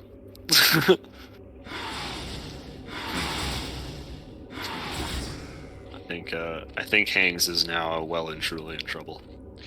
Yeah, just like Scourge. So just... the problem with Scourge is like if your opponent is making mutas and you're making Scourge, then like they eventually start to build up to this like ball of mutas. Although there's Ling's just ravaging the Nat now, so never mind. Okay, well, yeah, that's not gonna help. At some point, you get so behind in mutas that you can never build enough mutas to like catch back up. I feel like this might be that point. I feel like we've then seen if your opponent has like, no economy, then yeah. I feel like we've seen like 20 drones die. At least, yeah. Like, at least. There's so many drones many. die, the game just keeps going. It's brutal. This is late game ZVZ. Exactly. Wait, so is Blobfish already at +1 armor? Is getting +2 armor? Yeah. Wow, that's really well and truly sending a message. Yeah, so you can just never catch up in mutas now. And I think I feel like that's something that you should be able to ride to victory. But... Yeah, like I feel like you should get attacked before +2 armor. You know, I don't know how the math works out on that. Usually someone gets +1 armor and then the game is over. Yeah. It's one of those things where you're like, oh, I don't know what to do now. The game's still going. But this does look really good for... Hangs, now up to 15 drones. Getting the second gas. We're mining it. Do not have any standing army. That is not important right now. There's lots of Scourge. Oh no, the Overlord takes a hit. Don't do it. No. Oh, just face tank that Scourge? Alright. Got him. Oh, I guess we have Lings like fanning out. Homing the map. Yeah, like, oh god, you better not have any hidden bases right now. They're so annoying. There's so many Scourge. I'm not sure I've ever seen so many Scourge in a single game. Blobfish with the counter Scourge. Incredible. How many mutas are left? 3? Wow, but more Scourge. Yeah, here comes more Scourge. Here comes the Scourge. Scourge versus Scourge. You hate to see it, literally. Oh my god. I hate to see it. Yeah. Scourge just hanging out here. Okay, so we have two mutas. Yeah, the drones just need to like now the drones need the cheerleader tower and just like spit on those mutas and they'll die. More Scourge pop. Does anyone ever get Burrow? Like, I don't know. Think so. Burrow's like that's a muta you didn't make, right? Yeah, like mutas are so good. Blobfish has a lot of mutas at home. Right, in this one? Yeah, it's 100 gas. Blobfish's got a lot of mutas at home. Yeah, I think these like 6 just spawned. Maybe the one. Oh, okay, nice. Ooh, 9 kills, Jesus. That's the veteran muta. He's like teaching all the new mutas how to do their thing. But nope. Teaching them how to fucking face tank. Scourge. Immediately leaves his new buddy, just flies straight to us. Oh man. Oh, here we go. There's Lings on the ground though. I think Blobfish has done it. I've only said that like 6 times now. I really think he's got it though. Yeah, this is not going down. That is pretty rough. Pretty rough. Yeah, there's just one sun left to deal with, like 8 Lings here. Oh god, but more Lings pop for Hanks. I don't know, is he gonna go on or not? +2 armor mutas will not die. +2 armor mutas versus +0 mutas is pretty rough to watch. I don't know why. Yeah, like Hanks doesn't need to run. It's like, oh, but there's Lings in his base, of course. Or Blobfish doesn't need to run. Yeah. There's Lings in his base. And all right. Yeah, man, I don't know. I think there's just like nothing left for Hangs. I mean, these Lings are annoying, but I don't see a way back. Yeah. Maybe more Scourge. Yeah, that's you know what? Actually, yeah, I think Hanks is building up Scourge. Just a few more Scourge could have done it. Yeah. Nothing in the production tab. It's just like Got trying to kind of like run by gotta again, get some baller Scourge hits here. Does not get significantly baller Scourge hits. Yeah, GG. Thanks. That is rough. Where you got a game. It was a long game.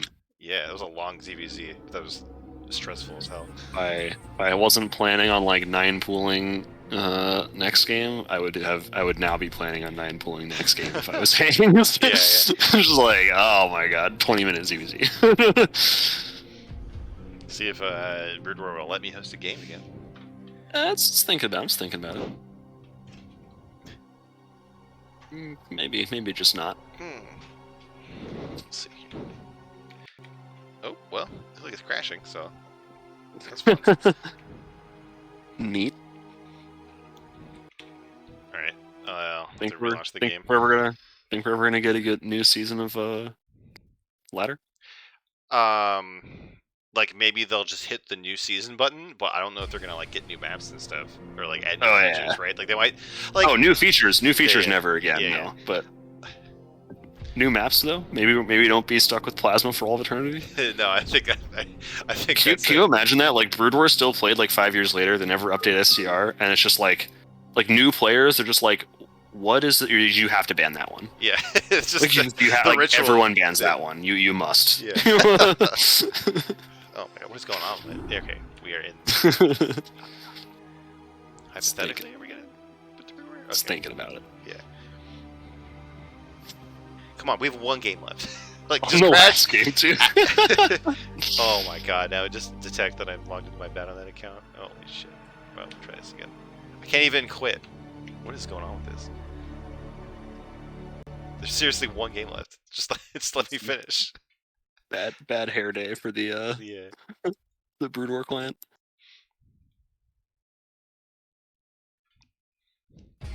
Yeah, there's 1 ZVZ left. Like, just crash after that. You could try observing it in single player because I'm watching your view anyway.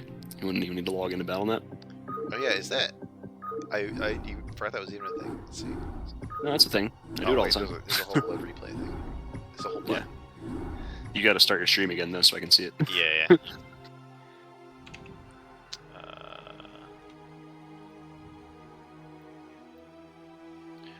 Okay. Alrighty. Oh, but I don't keep. Hold on a minute. I don't keep my CPL 7 in my replay folder. Shit. What a mess.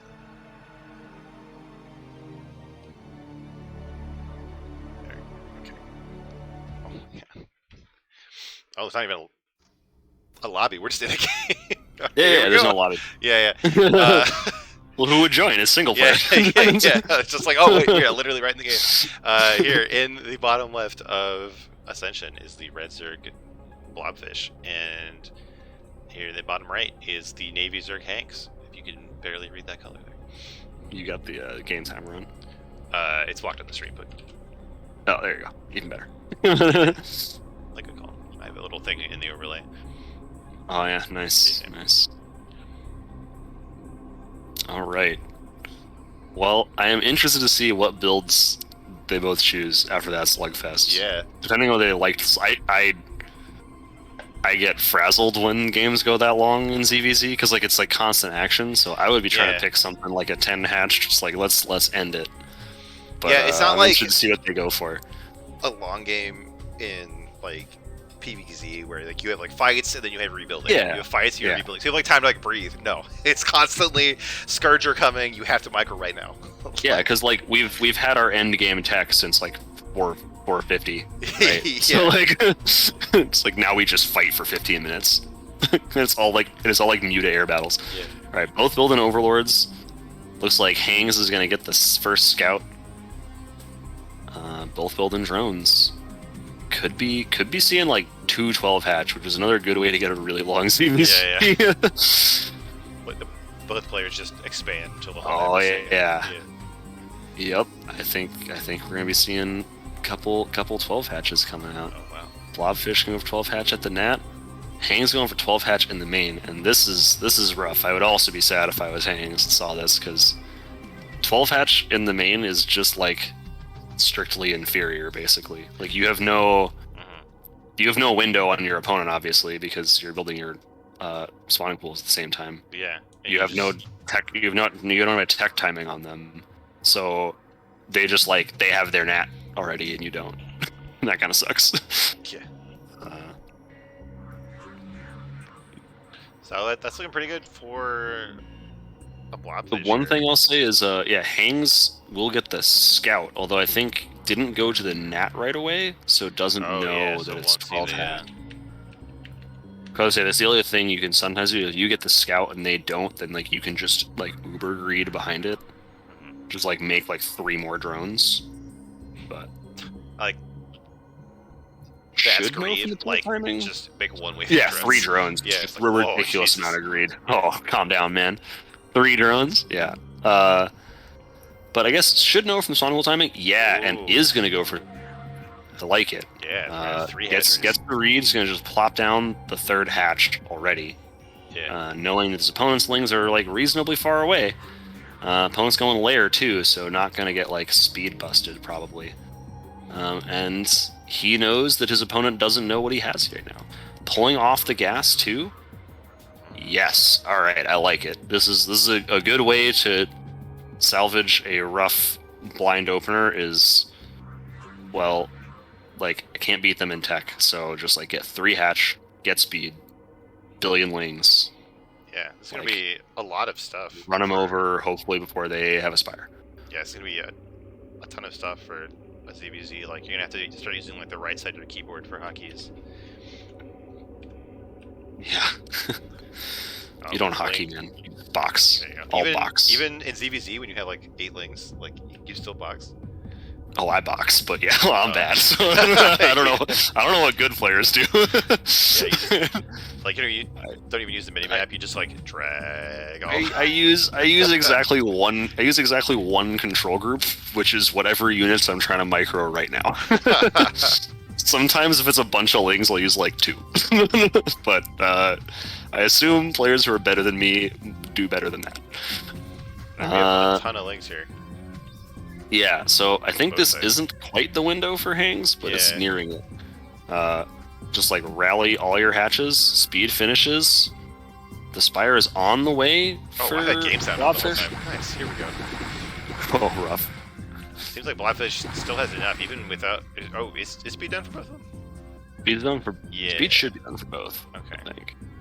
But here we go. He has a huge wave of reinforcements. Yeah, many hatcheries worth of production. Ooh, and Blobfish is out of the base.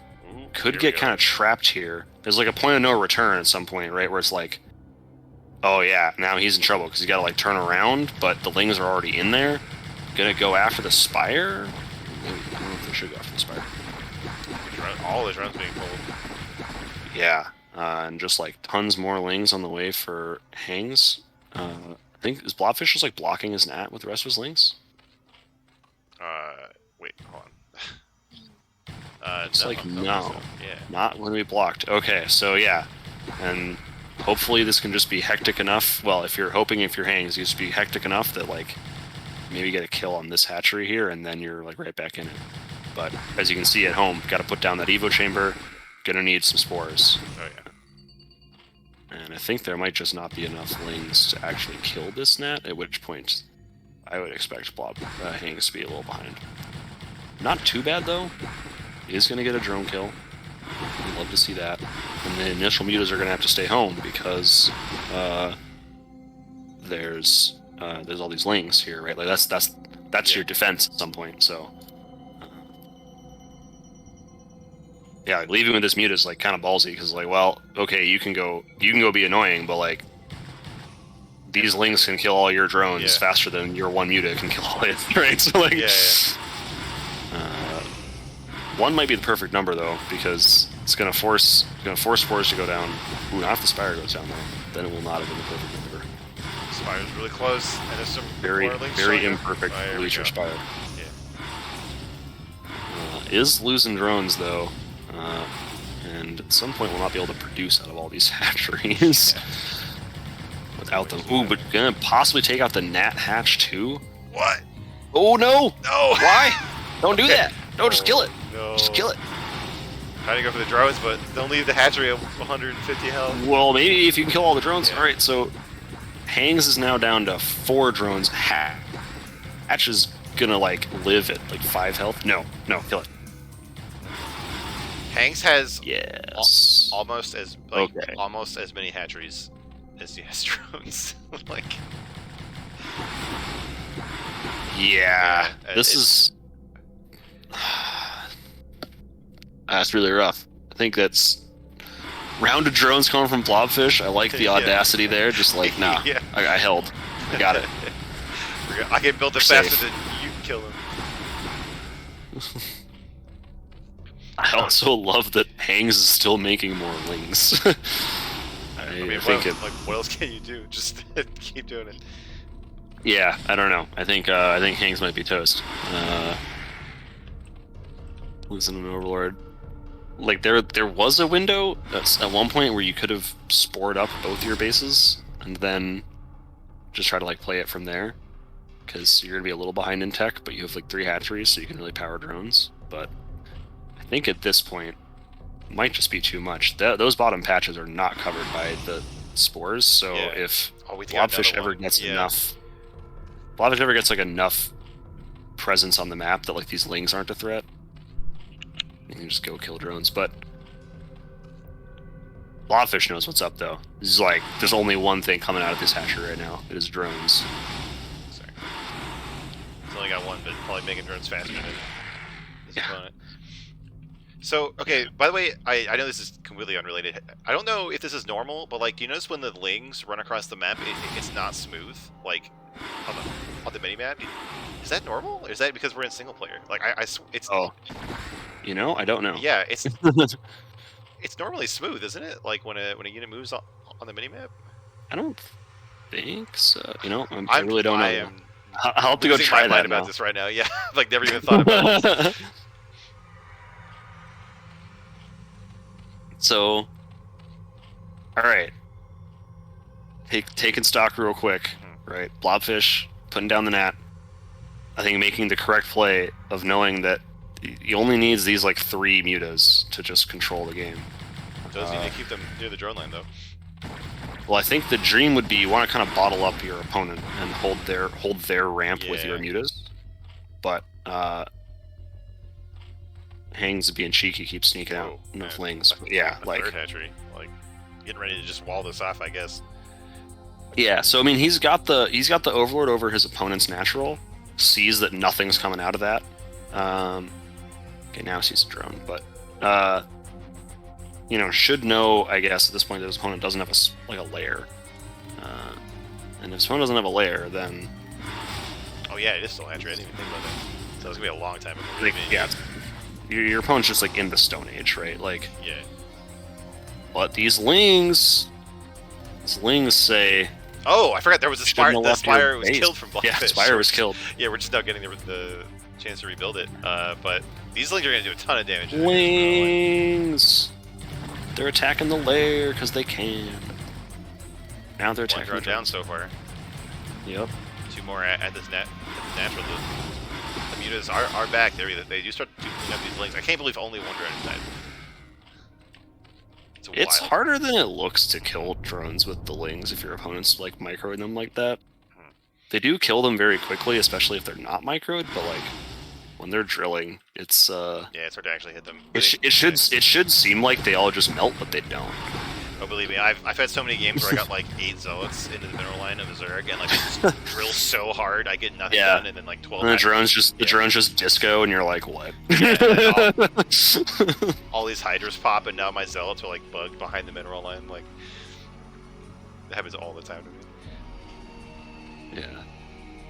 Yeah. Well, okay, so Hangs is going to be able to establish their gnat with enough spores. And they actually have more drones now. And more drones. Yeah. Still in the Stone Age, though, right? Like, got all of 0 gas invested in tech right now. Yeah. I guess they have ling speed, right? Not quite in this. They're in the Bronze Age.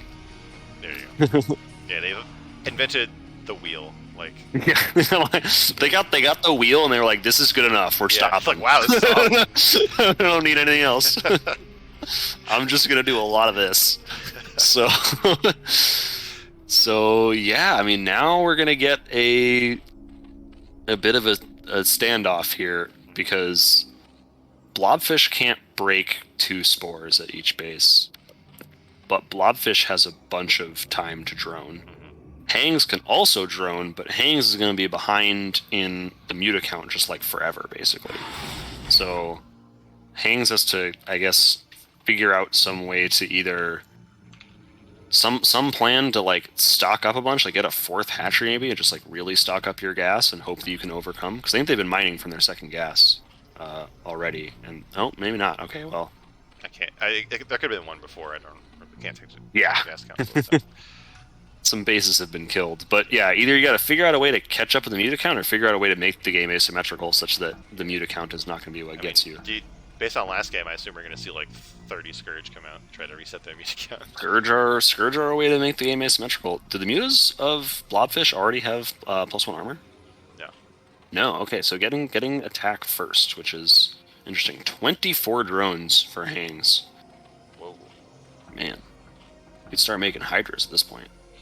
You got a lot of minerals because like if you're oversaturated, like you can't do anything with the extra minerals. You can make a lot of lings. You can make like 5 hatchling Scourge. Oh. This natural is gonna be so hard to break though. Like just this, yes, yeah. Sim City, and then you clog it up with lings. Like it's very simmed up, and that's why I think Blobfish is feeling comfortable enough to go marauding with these mutas now. Is like there's just no way that like a little ling run by is going to break that. You would need a ton, and you would have time to get the mutas home. Yeah.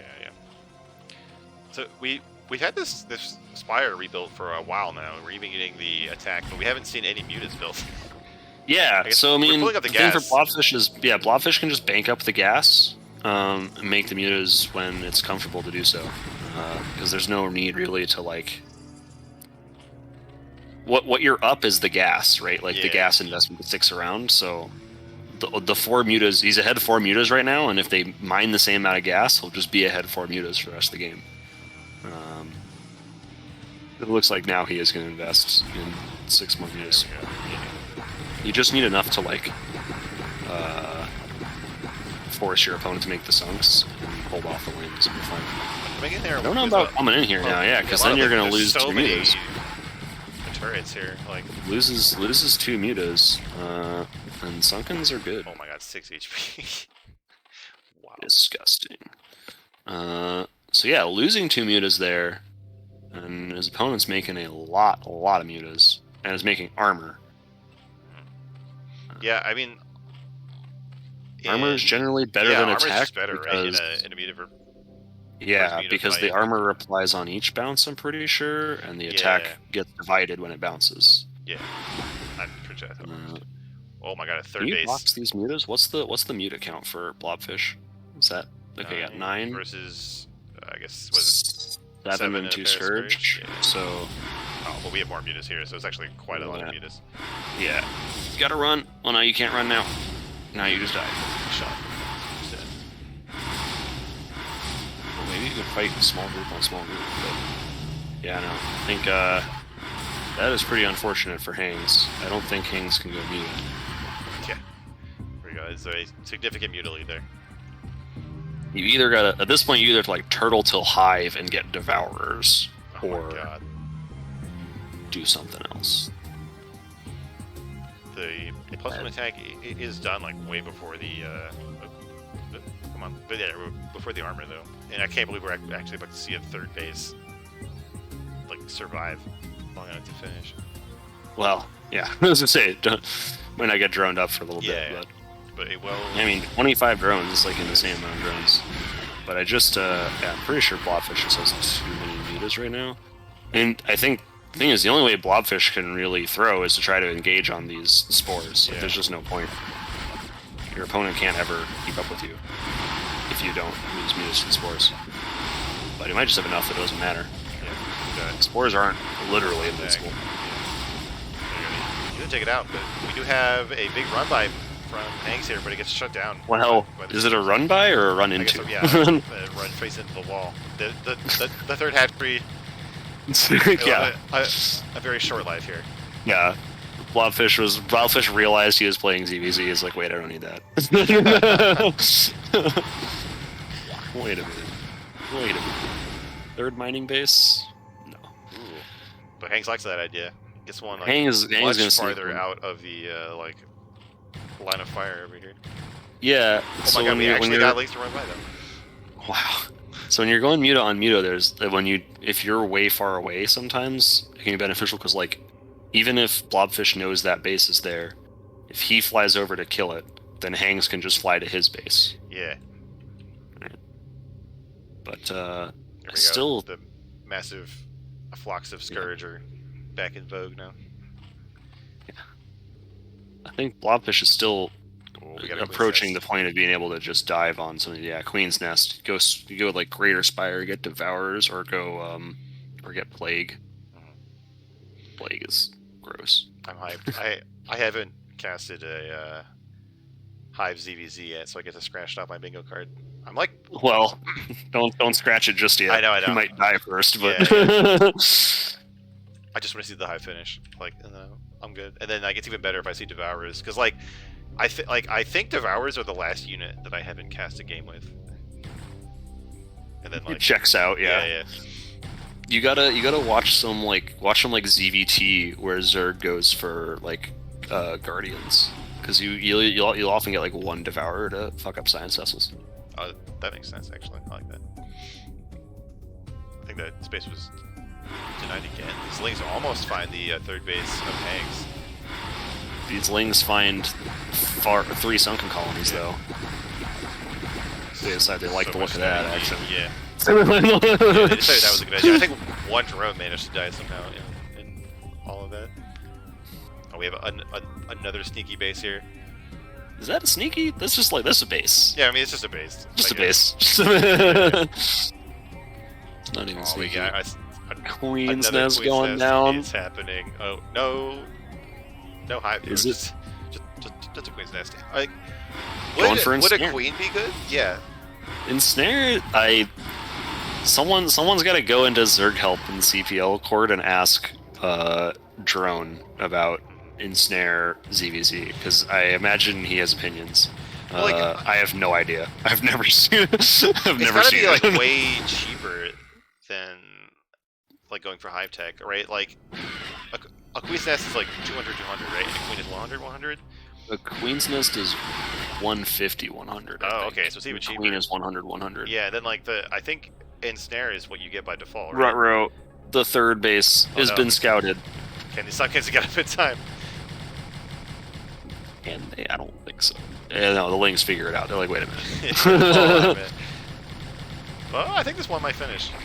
Yeah, but 6 Lings can kill 1 sunk. Well, if they actually attack they it. kill a sunk and 2 drones. Yeah, but it doesn't matter because neither of those things can fight 11 mutas. Yeah, so if oh, here you go. The Hive is coming. Somehow it's coming for Blobfish first, even though this Queen's Nest has been done longer for Hanks. Just too much else going on in the game. Hangs got a micro, man. Yeah. Hangs has a bunch of supply right now. I don't know what it's in, but the supply counts are even. And he's only, well, I guess he's 9 drones up, but yeah, when did that happen? Apparently the supply was all in Scourge, because another base got shut down over here. No one is allowed a third. Yeah, no one can get a third. We're just building more and more. Alright, so Hangs is going Ensnare. Alright, we're gonna see it. And Hive. Yeah. I feel like Ensnare should be really good, because like, I mean, I don't think that the muta counts are that close, but like if they were remotely close, the snare cuts them by like 50% speed or something, right? Like, it's brutal. It's definitely good. I don't know exactly how good. Yeah, like the thing about Ensnare, I think, is like it affects all units differently. Like each unit has a different percentage that they get slowed down by. So it's hard to seems like Brood War programming, right? Yeah, that seems like something they would have thought was they're just like, we should have like a case statement that's like just 50 long. I don't know if they had advanced technology like a case statement. Oh yeah, it was C++, man, I'm pretty sure. Yeah, sure. Did they have, I don't know when they did that. All right, well, Ling's in the net for the umpteenth time. Taking a lot of damage this time, but the mutas show up before any. Well, okay, never mind. Mutas show up in time to watch all the drones watch die. all their friends die. They're like, we'll save you. All right, so Blobfish is back now down to Earth with only 13 drones. Yeah, and Hanks has successfully taken a third, but cannot drone it. Greater Spire's almost done. Banked up 1,000 gas. Hangs has at least 10 spore colonies. A queen in the production tab. And 30 drones. Wow. ZVZ. Yeah. Standard ZVZ, everybody. Just like we drew it up in practice, I'm sure. Yeah. There's actually more mutas for Hangs in this part of the map. Ensnare is also done, so when this queen pops, I forget how much energy it takes to cast Ensnare because I've literally never casted in my life. But, I want to say is it 75 or 50 or 100? I think it's one of those 70. three numbers. It's one of those numbers? Yeah. I think it's 75, which means that it would only need to rest for a little bit before being able to cast it. Blobfish actually should definitely make a Defiler, and not just so you can check it off your list. Because, yeah. I mean, it's so good. Or a Devourer. One Devourer is like really good. Hangs actually has the Muta lead now, I think. It's a little hard to tell, but the supply counts are such that I'm pretty sure. Yeah. I think we've seen a lot of Blobfish mutas. Yeah, have gone down. Is this really only 5? Is that all we have? It might be. So far, the greatest fighter is just getting armor. Yeah. All right, where's that queen? Where's that queen? Oh, here we go. Where's that queen? Yes. I'm so excited. I'm scared. I think we might not make it to Devours. Try microing your mutas against Scourge while they are ensnared. Oh, I dare you. By the way, we have 9 drones in production. Hanks is feeling really good about this game right now. Yeah. No, it's Blobfish, dude. Blobfish got 9 drones. Yeah. Which makes sense because he's down like all his drones. Oh, yeah. Queen. Get the stair. Oh my god. Oh, we did it! All over. I don't know if those Scourge did good things or not. Yeah, I don't know. The spore is still there. There's still a bunch of spore colonies. Yeah. But it was cool though. Oh no, it was really cool though. We got green mutas. Very cool. They are green. Alright, please, just make it devour. Yes!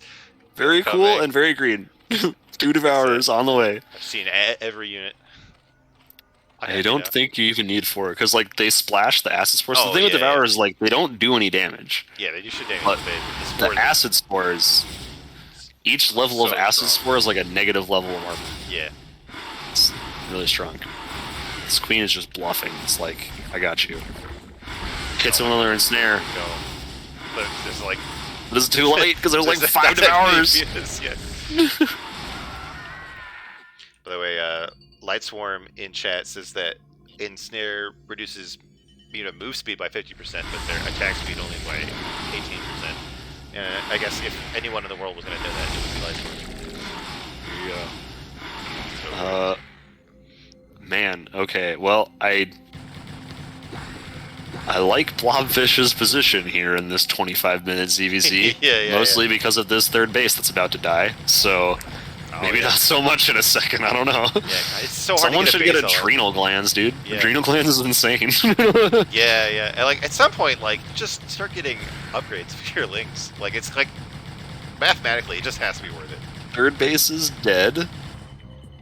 What's the upgrades on the... Can you click on like one of each of their mutas and see what the upgrades are? So we got 1-1 on Blobfish, and then I can just find some of it. A Scourge will show you. Okay, okay. 1 armor I think Scourge don't get attack upgrades. Well, they'll show what they are. Well... they don't get attack upgrades for whatever reason. Scourge are pretty good against Devourers. It takes 3 though, I guess. But I guess 2 and then some hits. Yeah, but it's a lot. Well, Scourge do better against them than mutas do, I guess. Yeah, I mean, mutas. Killing a Devourer with mutas just takes like a year. Oh god, and they start with 2 armor too, so yeah. Yeah, they have base 2 armor. Yeah. It's so annoying. Another one of the Brood War campaign missions that they have you playing against some Zerg. You're playing Zerg against some Zergs, and the other Zergs just build like they start at 2/2, and they just build a bunch of Devourers, and I'm like, this is cheating. Yeah, forget about that. You can't do this. Just don't even try. Yeah. Have we seen any hive tech from Hangs? Like, we got the queens.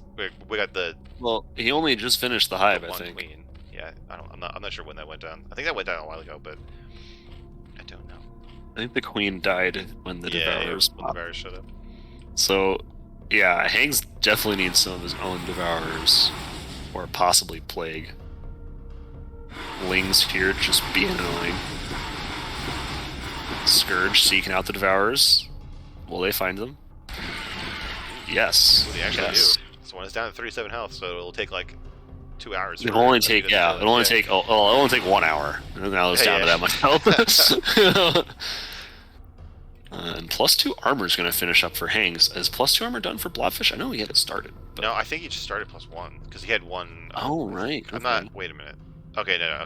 So he's gonna be a O2. Oh, by the way, you know, I forgot it's possible to mine out. So, so actually, when does this ever happen? Main mining. Not things you tend to think about in ZVZ. Yeah. We got a bunch of stuff coming. Making more Devourers. At this point, there's no point in killing the main, though. Almost like unless you can kill the Spire. Yeah, like, even then, main like, is useless. Here, I guess. Oh my God, there's no sunken rebuild. All the units to come back. Just gonna kill this hatch. No! 4 health? Are you serious? No! Hangs, why?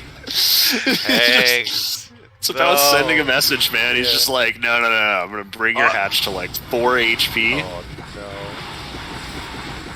no. Oh, that man. Sucks. Single-digit HP on a hatchery. Like this, if you cry every time. Man. These mutas are doomed. Oh no. Oh yeah. But see here, yeah, like you can't fight over this many spores. Like even with your Devourers. And there's like you can't fight all those mutas over all those like, spores. who cares? Yeah, it's like what do you do? All you can kill is the spores. Yeah. There we go. That we have a huge muta fight here, and actually, like, I've been feeling like Hanks was with the head for a long time, but these Devourers, they just. And a queen. Oh, the queen that's here for something. Really late. A little late. Is it enough? I don't think so. I don't think so either. 7 spores on that one muta. Canceling larvas. Barely. So Blobfish barely won that fight, and then there's just 1 spore left against 3 mutas. I don't think 3 mutas can take 1 spore though, right? So it's like you lost your whole army now to kill the spore colonies. Yeah. Wow. Oh, we have Adrenal, but Blobfish has had enough. Blobfish has had enough. Oh, here we go. But there were links to the base. Oh man. Oh my God. Beautiful. What a game. By the way, I like how long of a delay there was in the replay. Like after Blobfish left, because Hanks was just like sitting there like, oh my God. Oh yeah. I did it. What a game. What a game. Holy shit. I'm so happy. I've casted every unit. I casted a Hive ZVZ. Like I'm trying to think like what else. I guess I need to like to get like a really late PvP where like they mind control each other's armies back and forth. That's like the one thing that I have left to cast on my bingo sheet. EAs are sweet, man. Yeah. They have no cast point on like any of their abilities. It's nuts. All right. They're just ones to cast. That was the end of our final series, and that is actually going to tie up the score for this little chunk. It's going to be 2-2. Nice. Well matched. Yeah. Well, that was pretty hype, especially that last series was actually pretty sick. That was indeed hype. So thanks for casting with me. I'm going to try to find someone to host. Thanks for watching, everybody. If you like this, I usually cast on Thursdays, and sometimes I do the match of the week. Packrat, do you stream? No. Okay. I just co-cast. All right. And then of course we have casts like all the time for CPL. I think there's one tomorrow, and then there's always Tuesday and Wednesday for the matches of the week, and then various other people casting. Let's see who we want to host. It's Quark. And then a bunch of Koreans and Gypsy. I guess I'll do Quark. Alright. Work it is. Thanks for watching, everybody. And good night.